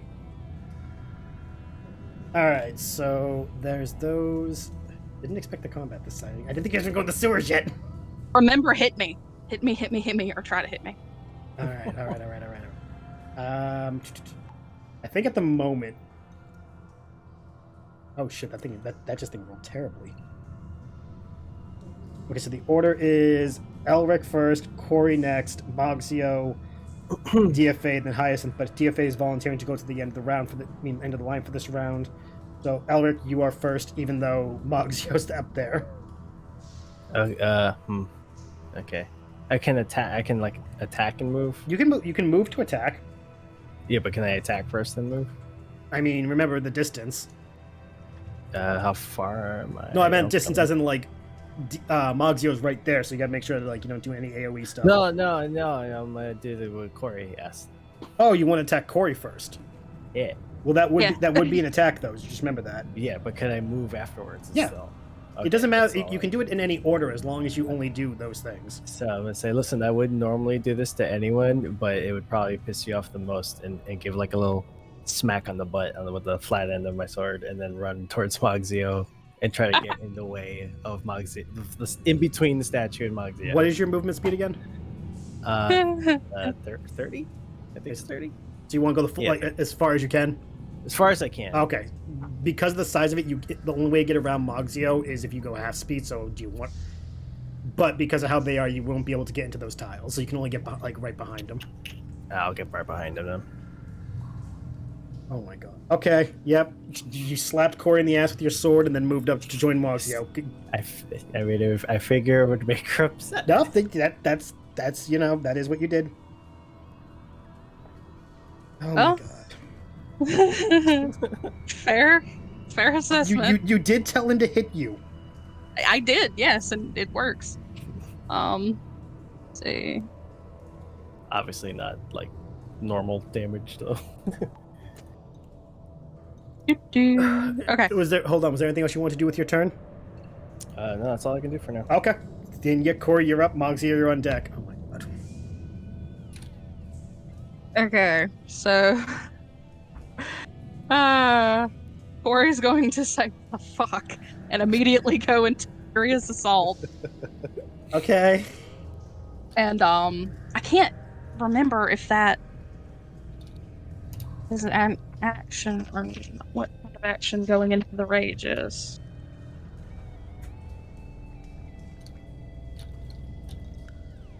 I don't need my limit breaks, thank you. While you're looking that up, just so Moxio, you and Elric, because you guys are close, you hear ticking from the thing in front of you. Oh. Okay, free action. So, going to do that. And then I'm gonna Oh.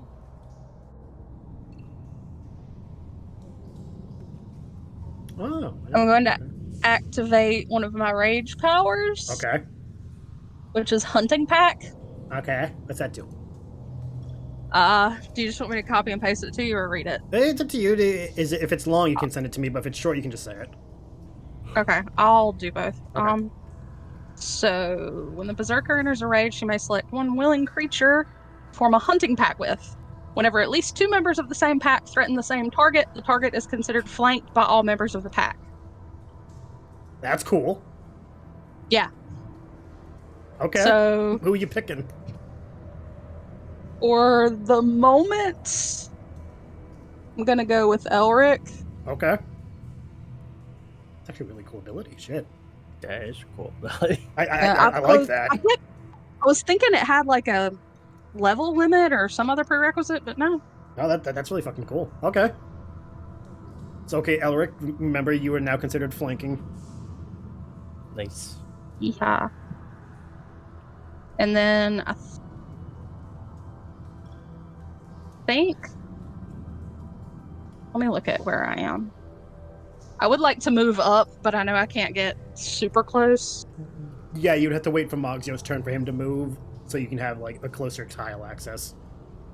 But I'm going to pull out my acts of kindness and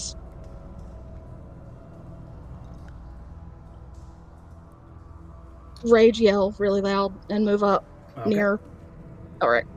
Gotcha. So, Mogzio, you're flanked by 2 tall, strong people, while this armored thing is standing in front of you and ticking, getting ready to fight.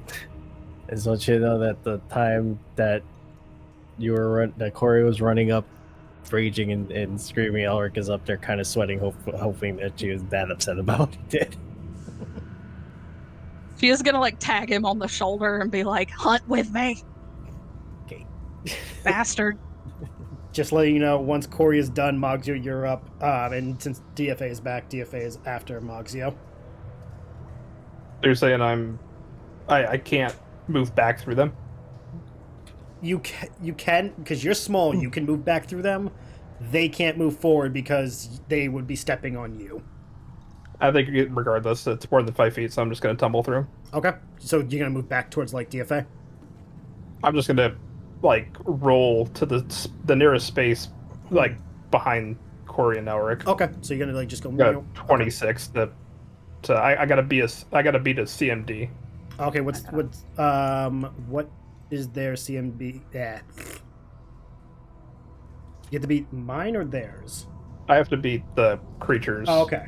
CMD to not get hit. Yeah. That was a 26. Ooh, you did not beat it. So you... Okay. So attack of opportunity. Yeah, attack of opportunity, and then I'm back where I was. Oh, okay. Yep. Oh. So the update did add... Okay, fuck you, game. Okay. Attack of opportunity. Let's see if we even hit you. Does an 18 hit? No. Oh, then you don't get hit. Flail comes up, swings, and while you aren't able to get out of the way, you are able to just dodge the attack. And the flail hits the ground in front of you, cracking the stone. As it lumbers back up. In that case, I'll go ahead and throw a card at it while I'm there. Okay, roll to attack.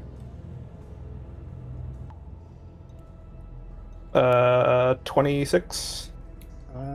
AC. You definitely hit. Roll damage. So where's...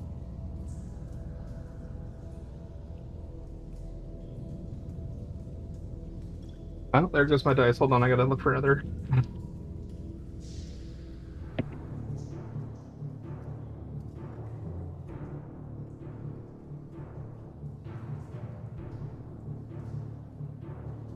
Freaking background music.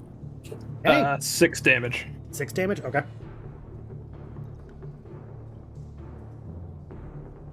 Alright.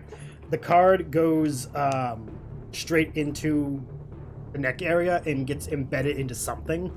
You don't know if it's flesh or what, but the card is sticking out of the neck. What turn? Yeah, once you're done, it is DFA's turn.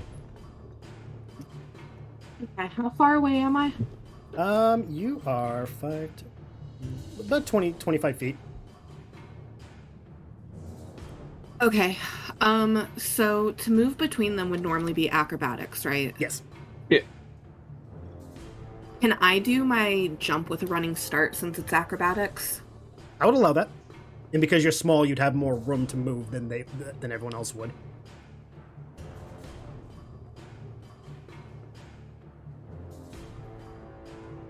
$28. Oh, that definitely clears. Do you want to be the top corners, or do you want to be like next to Moxio more? Next to Moxio. Okay. Do you care left or right? Let's go right. Okay, go right. It's getting a little crowded in this little corner here. And then I would like to attack. Do it.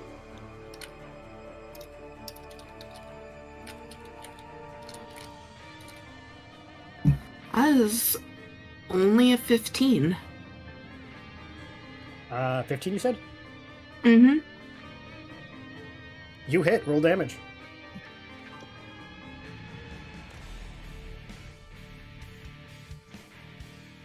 Seven damage. Okay.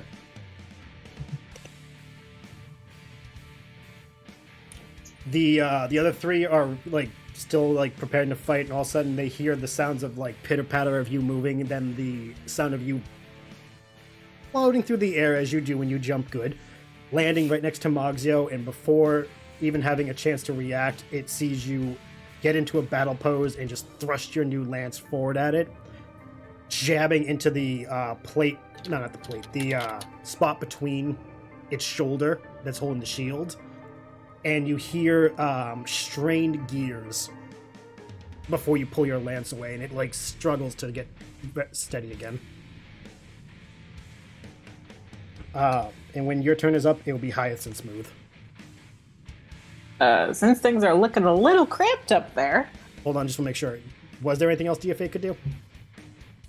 I mean, technically, Egamedes could attack. Do you want him to? No, Okay. because I don't want him trying to move through them. Okay, so Egamedes will like hold where he is. Okay, just wanted to make sure before like we moved on. Hyacinth. Okay, well, since things are looking a little cramped up there, and I don't want to try to shoot an arrow through that and hit somebody, Hyacinth is going to use their mark ability Okay. and measures a creature's potential as a target for cons, robbery, or combat.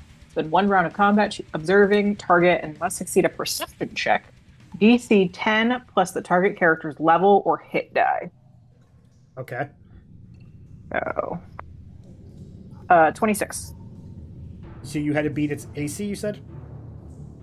It's DC 10 plus a target character's level or their hit die. Oh, okay. So you said you got a 26? I got a 26. Okay, and so just so I make sure I give you the right info. What did you want to learn from it? Thief learns the target's class, ability modifiers, and level. Okay, it's modifiers. Level wise, it is level. Actually, I'll just send it to you. Okay. Okay, that's. I almost sent all to Corey. That would have been awkward. Mm-hmm. Modifiers. Was there anything else you wanted to do? Then whenever I figure that out, Hyacinth is going to call out what they learn. Okay, so you about said the creature. modifiers, level. What was the third one? Sorry. Target's class, Class. Okay. if it has one, or creature type, I guess, would also maybe work. I don't know. It doesn't really have a class. Yeah, you'll get these two things.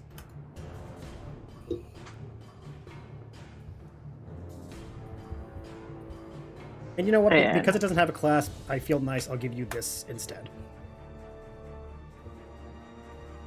Hyacinth's gonna yell out, "It's stronger than us by a lot. It's kind of dexterous, but it has a weakness to lightning. So if you can like light it up, you should do that." And how far away is Hyacinth from the creature right now? 5, 10, 15, 20, 20. 40 feet. Okay, they're gonna stay there, right there. Okay. You done with your turn? Uh-huh. Okay, so it is now the enemy's turn, and because DFA and Mogsy are the ones who attacked it, it is going to.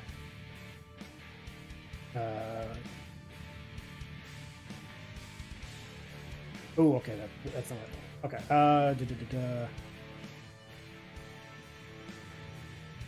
Okay. I love how all of its abilities aren't actually combat based. It's going to attack. It's going to attack DFA because it's the one that attacked it last. DFA does a. I don't think a 12 hits, does it? Nope. Didn't think so. All right, so it pulls back and swings its flail, and how would DFA like to avoid this attack? You remember those like skip it toys? Yes. Yeah, she's just gonna kind of hop over like that. Okay. The 90s are strong with DFA. After it swings wide and misses very clearly, it lumbers to try bring its shield in front of it and looks upon the four of you waiting for another attack wave. And with that, Elric, you're up. Right. I think just a standard old attack. Go whack with the sword. The wickety wackities? Well, yeah, can I actually get there to do that? Because they're in front of me. You would have to like try squeezing around, but you can't fit onto any like half tiles. So it's possible to get there or no? You could try moving around it to get over here, Mm-hmm. but you would be moving at half, and it would have the attack of opportunity.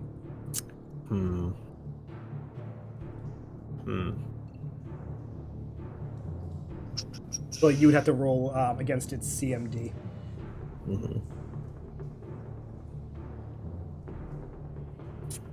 Well, you know, I could just do I'll just do an ability because that has a range of 30 feet.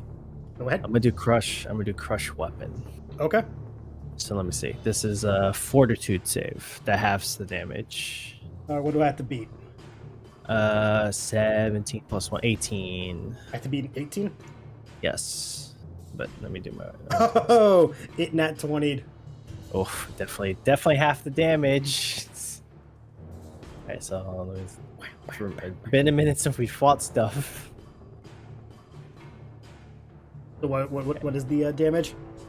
The damage is 2d6. So I gotta roll my dice. Sorry, I'm a little slow right now. Yeah. Also remember, Corey, you're up after this. Yeah, I'm trying to figure out what to do. Okay, so 11 plus charisma fire, 5, 17 plus 2, 19, half of that. 19, so 10? I think it always rounds up. Yeah. Oh, 8 plus another d6. Whoops. So what am I doing? I said 19, right? Yep. Oop. And 23, half of 23. And yeah, I think you always round down, don't you? Or is it round up? No, that's when like Doesn't say, so I it, assume round it, down. in my experience, it's always been GM to GM. So we see 23 is the most. 23 is the damage The I total. did. So Okay, half of that. so we'll say 12.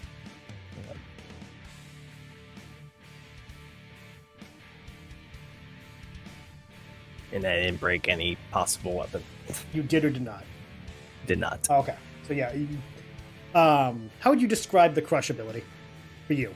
The crush ability is another... No, like visually. Oh, visually, yeah. It's like another... A lot of these are just stabs coming up from the ground, but this one's like just a bluish blade instead of the usual like black or red tendril stuff you see. Okay. Like a flash of blue.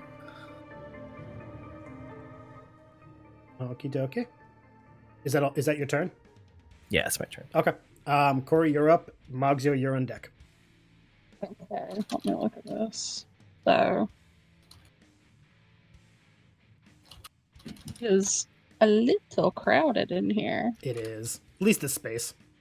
But it is just the Moogles in front of me, right? Yep. Mhm. Can I jump over them?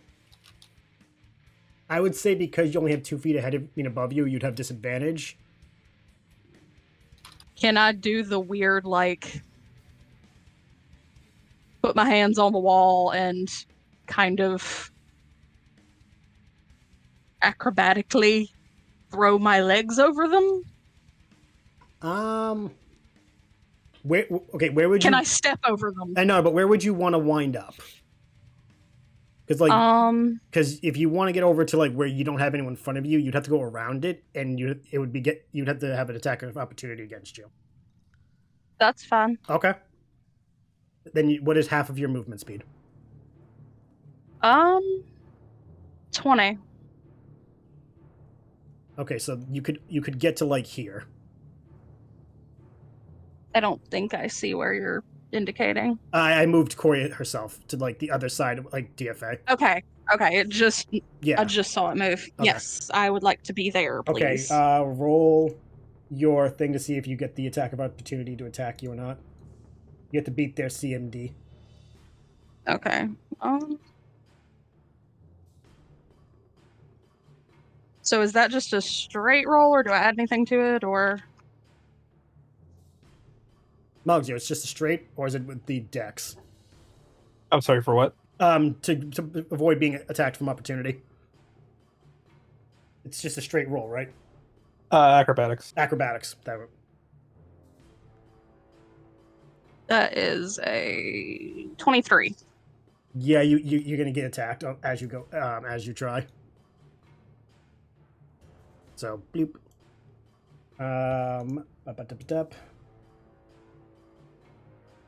I don't think a 12 hits you, does it?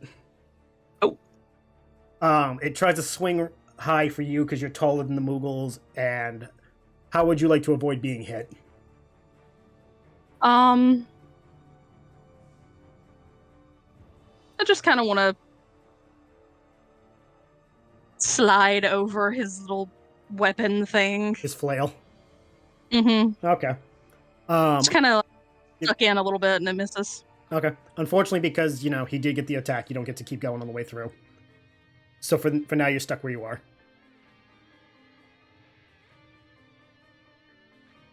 Was there anything else you wanted to do?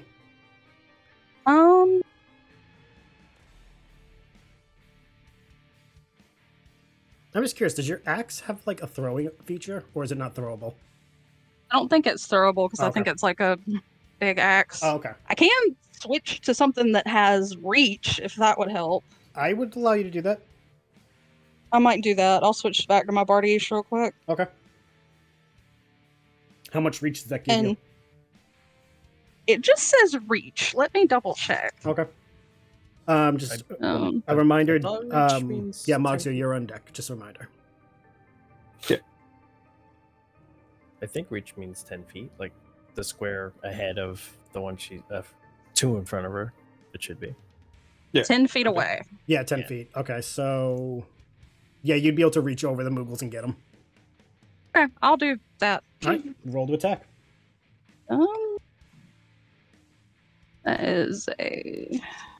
Oh, God.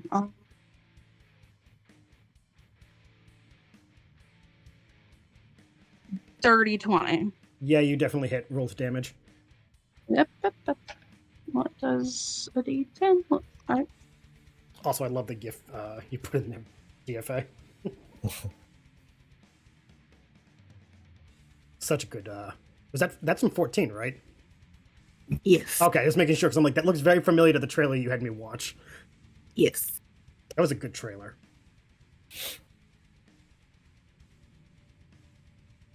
Whoa. What was the damage? 13. Oh, shit. Okay, that's a big hit. Fuck. Math is a lot. Yeah, I'm not surprised. Okay. Your hit clears both the Moogles without worry and slams it hard in the chest, and you actually see it move back. Like, forcefully move back from the hit, giving you guys a bit more room to push forward. Heck yeah. And also, where you hit is big, like a wide enough gash on its armor. The 4 of you see clockwork gears instead of innards.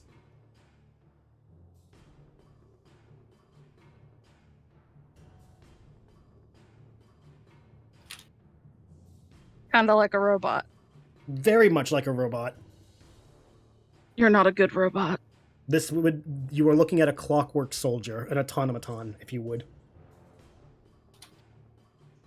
I'm going to smash you so hard. If that is your turn, though, Mogzio, it is up to you. If Corey is done. Okay. I am done. Okay. Mogzio, you're up. DFA on deck. I'm gonna lucky fortune strike.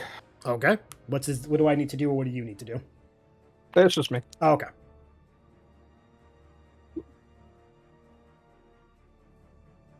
Now, fucking. Okay, so it is a 26 to hit. Yes, that does hit. Roll damage.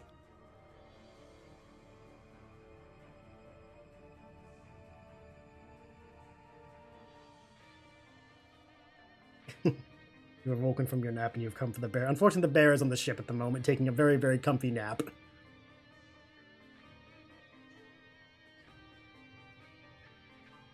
But we welcome you, Warlock.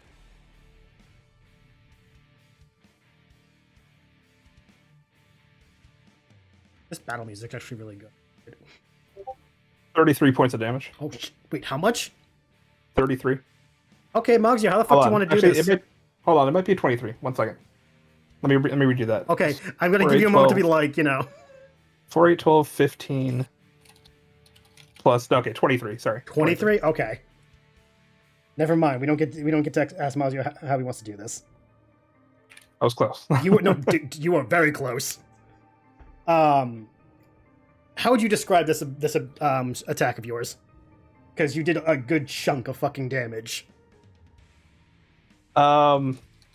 It could be. I mean, it was using the deck of throwing. Okay. So, I kind of picture of it where it's almost like I hit him with the force of 3 cards in this case. All right. I just straight up threw 3 cards, and maybe the deck of throwing just allows it to like duplicate it when I do well enough.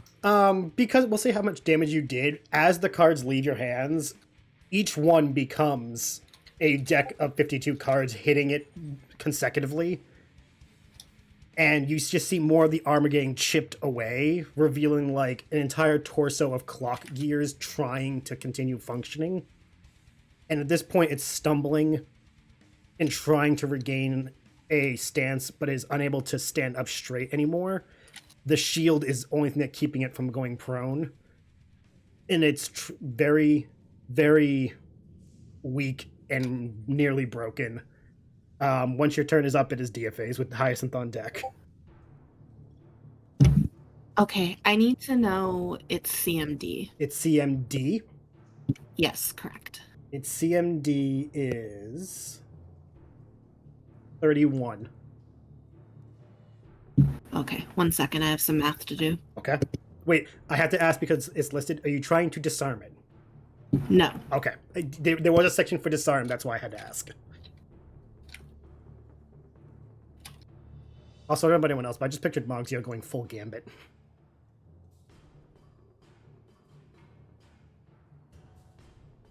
Hold right.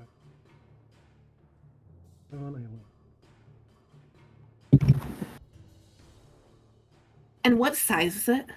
Its size is medium.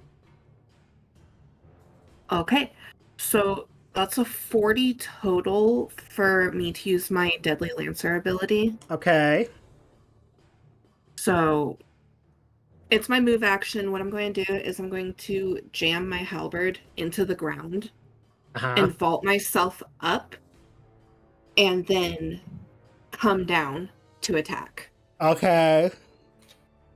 Is the 40 your attack? No, I have to make my actual attack now. Oh, okay. This is just the start of it to make sure I can use Deadly Lancer. That was me making sure. That's why I was like, okay, do I need to tell you anything? Go on. I love this ability.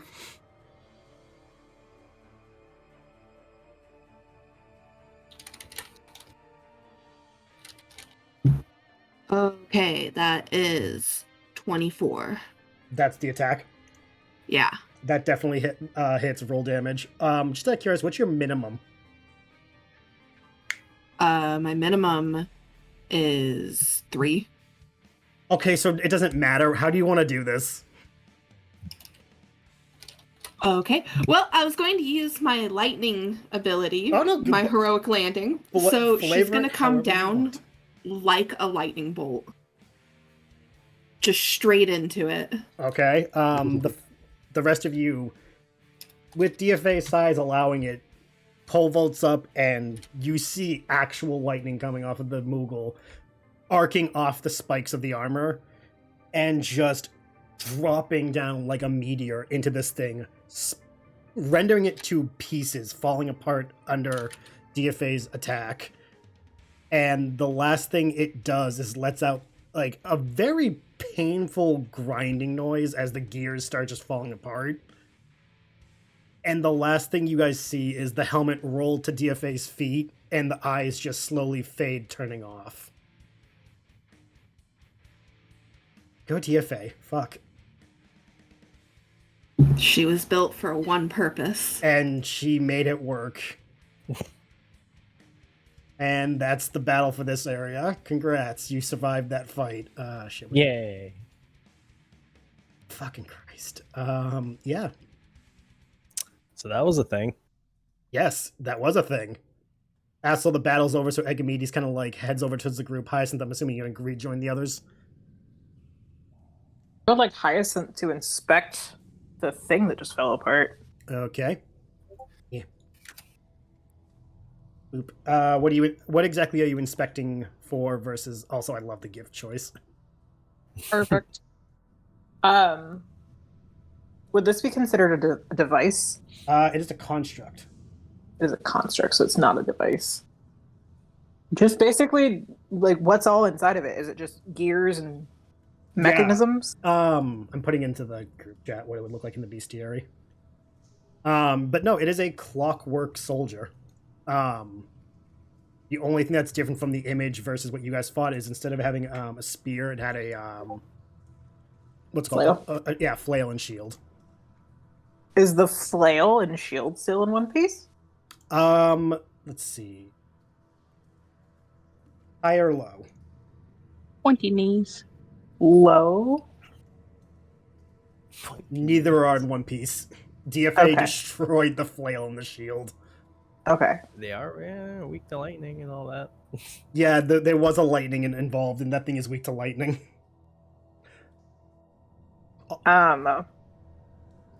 Also, I think that's basically it. Hyacinth is gonna say it's like, so that was a trap.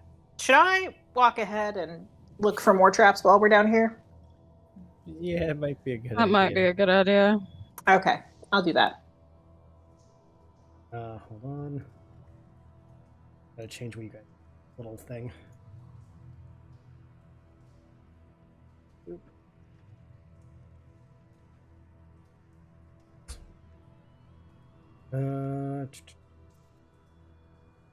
So, okay, what were you guys doing? Sorry about that. We're shifting the order that we're walking into where Hyacinth is walking. Okay. Who's gonna follow? Who's gonna be right behind Hyacinth? I guess Corey and I should probably be behind. Oh yeah. Okay.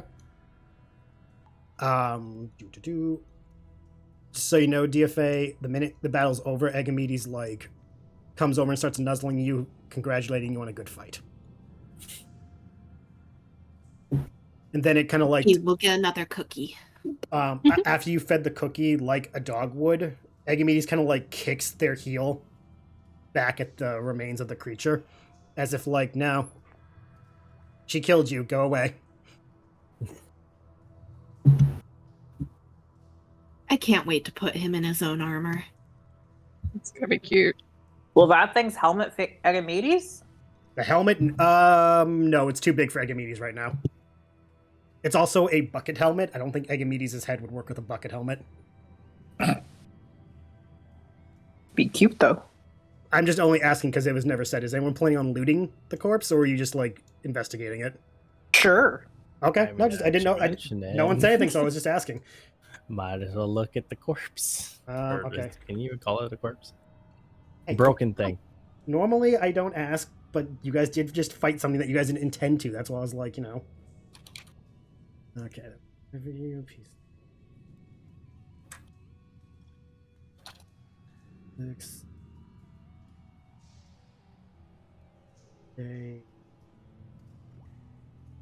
Okay. You guys find. You put it in our loot channel. Yeah, I'm going to. I'll put it in there when we get to a point. Okay. Sweet. So you're gonna just keep moving forward, Hyacinth? After we loot the body, then yes. Yeah, okay. You guys can role play as I move your pieces. So, is it normal to have those kind of things in the sewers, or? I don't think it's normal to have mechanical men in the sewers. I would guess. Why are you assuming it's gender? You know what? That is a very valid point. It's Mechanical not soldiers. soldiers. Okay, so just as I'm moving you, Hyacinth, you are looking for traps specifically? Trap Okay. finding. Okay. Roll a your thing. Because you're entering this new room, so 21. you do find the pressure plates near the two mechanical soldiers that are in front of the clockwork soldiers in front of you. Mm-hmm. And you see the pressure plates that triggered the first one, so you see the two of them for this one. Well, these two. Well, since we're here, disable device is a.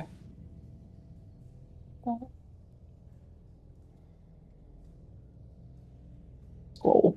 I scrolled up. I'm gonna scroll back down.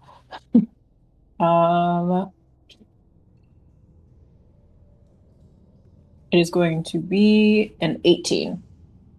Okay. You're able to disable both. Did I beat it by 10? Yeah. What can I learn about this The sort of trap? The pressure plates themselves have a current that runs from the plate to where the soldiers stand, and when you step on it, it gives them enough juice to start up and function. Mm-hmm.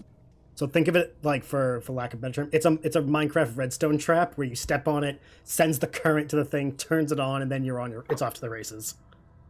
Let's see. But because you disabled it, these two soldiers won't activate.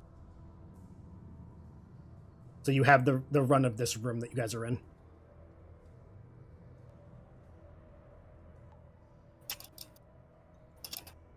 Are Is there anything to loot in this room? There are 2 chests and the 7 giant boxes.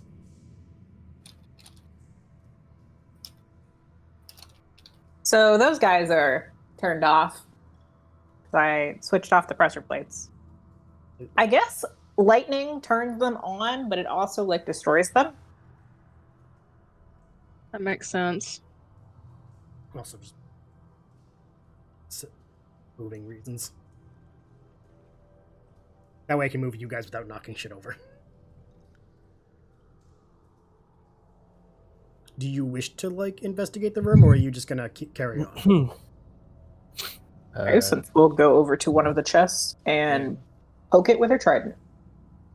Which one? The one on the left or the one on the right? The one on the left. Okay. They're gonna poke it with their trident. All right. Roll. Actually, no. It's spaced. Give you guys a mimic just one time, and you guys are scared. High or low? High. Okay. Safe. It's just a chest. See, you say shit like that. That's why we're nervous. You say stuff like that, but I have a friend who in their campaign had a very dumb idiot himbo character who was very distrusting of every single chest ever since a mimic encounter. But then he put a bag on his head as a joke that was a mimic. Oh no. The DM is writing that idea down. Bag mimic. Okay. Gonna keep that down for later. Harrison, you're a DM too. You want to put that one down for some other game that you may run at some point? No, I'm good off that. No, the shit we've been fighting has been a little more intense than that. Oh, okay, never mind. All right, it's just a regular chest. I will put into the chat later what was found. Fantastic. Are you gonna check the other chest too, or are you leaving that one alone? Poke. With the trident. A poke. High or low? Low. Doesn't react, but it's locked.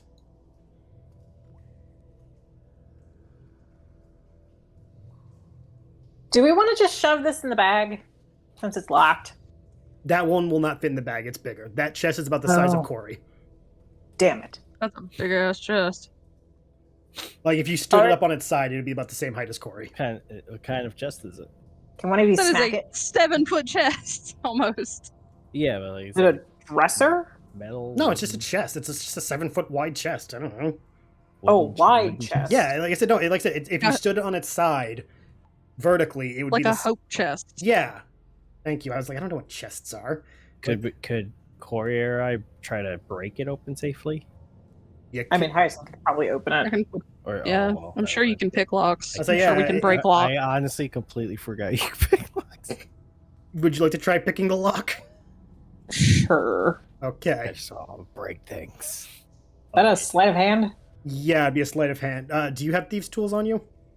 Yes. Are you proficient in them? We talked about this Hyacinth, before. yeah. I know, but Hyacinth I always uses- my memory is shit. That's why I'm always going to ask. So I was explaining. We've talked about this before. Hyacinth uses silverware as thieves' tools. Okay. So That tracks. if Just you're like as long as you're aesthetically. proficient, you get your proficiency and all that, and you get to try picking the lock. Oh, I don't think I'm proficient in it unless I don't remember that on my sheet. Oh no, I'm just letting you know. If you're proficient, you get the bonuses and all that. But if you're not, you just do the regular lock picking. So Yeah, I don't think Deadly Courtesan gave me lockpicking Okay, then as a then thing. you may do your roll, and I'll tell you if it worked. Cool. Let me double check real quick. Also, while you're doing that, the rest of you notice the giant hole in the floor. Hmm. While you're looking around, there's no other way in or out of the room save the way you came in and the hole in the floor. Hate that for us. I jumped through it. Well, that. Alrighty then. I was about to say something, but never mind. We're going down. You're 100% sure you want to jump down, DFA? Yeah, I do. Okay. But also, I have to go for the night. No, that's totally fine. Like where we are, that's It's actually okay. perfect. That's why I was asking if you were 100% sure. We're gonna jump Ding with down and- DFA jumping into the hole. Lovely. It's weird. So it's DFA jumps into hole and then to be continued meme. No, like the last scene would be Hyacinth. What is your roll for the chest? 19. You do pop the chest. As you pop it up and you turn to point to everyone else, you notice the last thing you see is DFA and Egami just going doink and just plopping down into the floor like, fuck you guys, we're out. All right, then. And that's the last thing we're doing for the session. All right. Perfectly Oh, boy. timed, too. I'd say it's a good spot to end it. Thank you guys all for coming by. I'm not going to keep you, DFA. You go off and do your stuff. Thank you for playing tonight. Much appreciated. I also thank the weather for letting you and Mugsio play. Stay safe, you guys. I'm not going to keep you if you guys both got to go. Okay, bye. Bye-bye. To the audience, thank you guys for stopping by. Hope you guys enjoyed this session. It'll be up on the YouTube next week if you missed parts of it. Next week we'll continue on. Hopefully we'll have Del, so the whole party will actually be there like I remember I think it should be. And they'll continue the exploration of the Bel Iblis waterways of Meloth. Till then, though, guys, have a lovely evening, time zone, wherever you are. We will see you guys next time. Bye!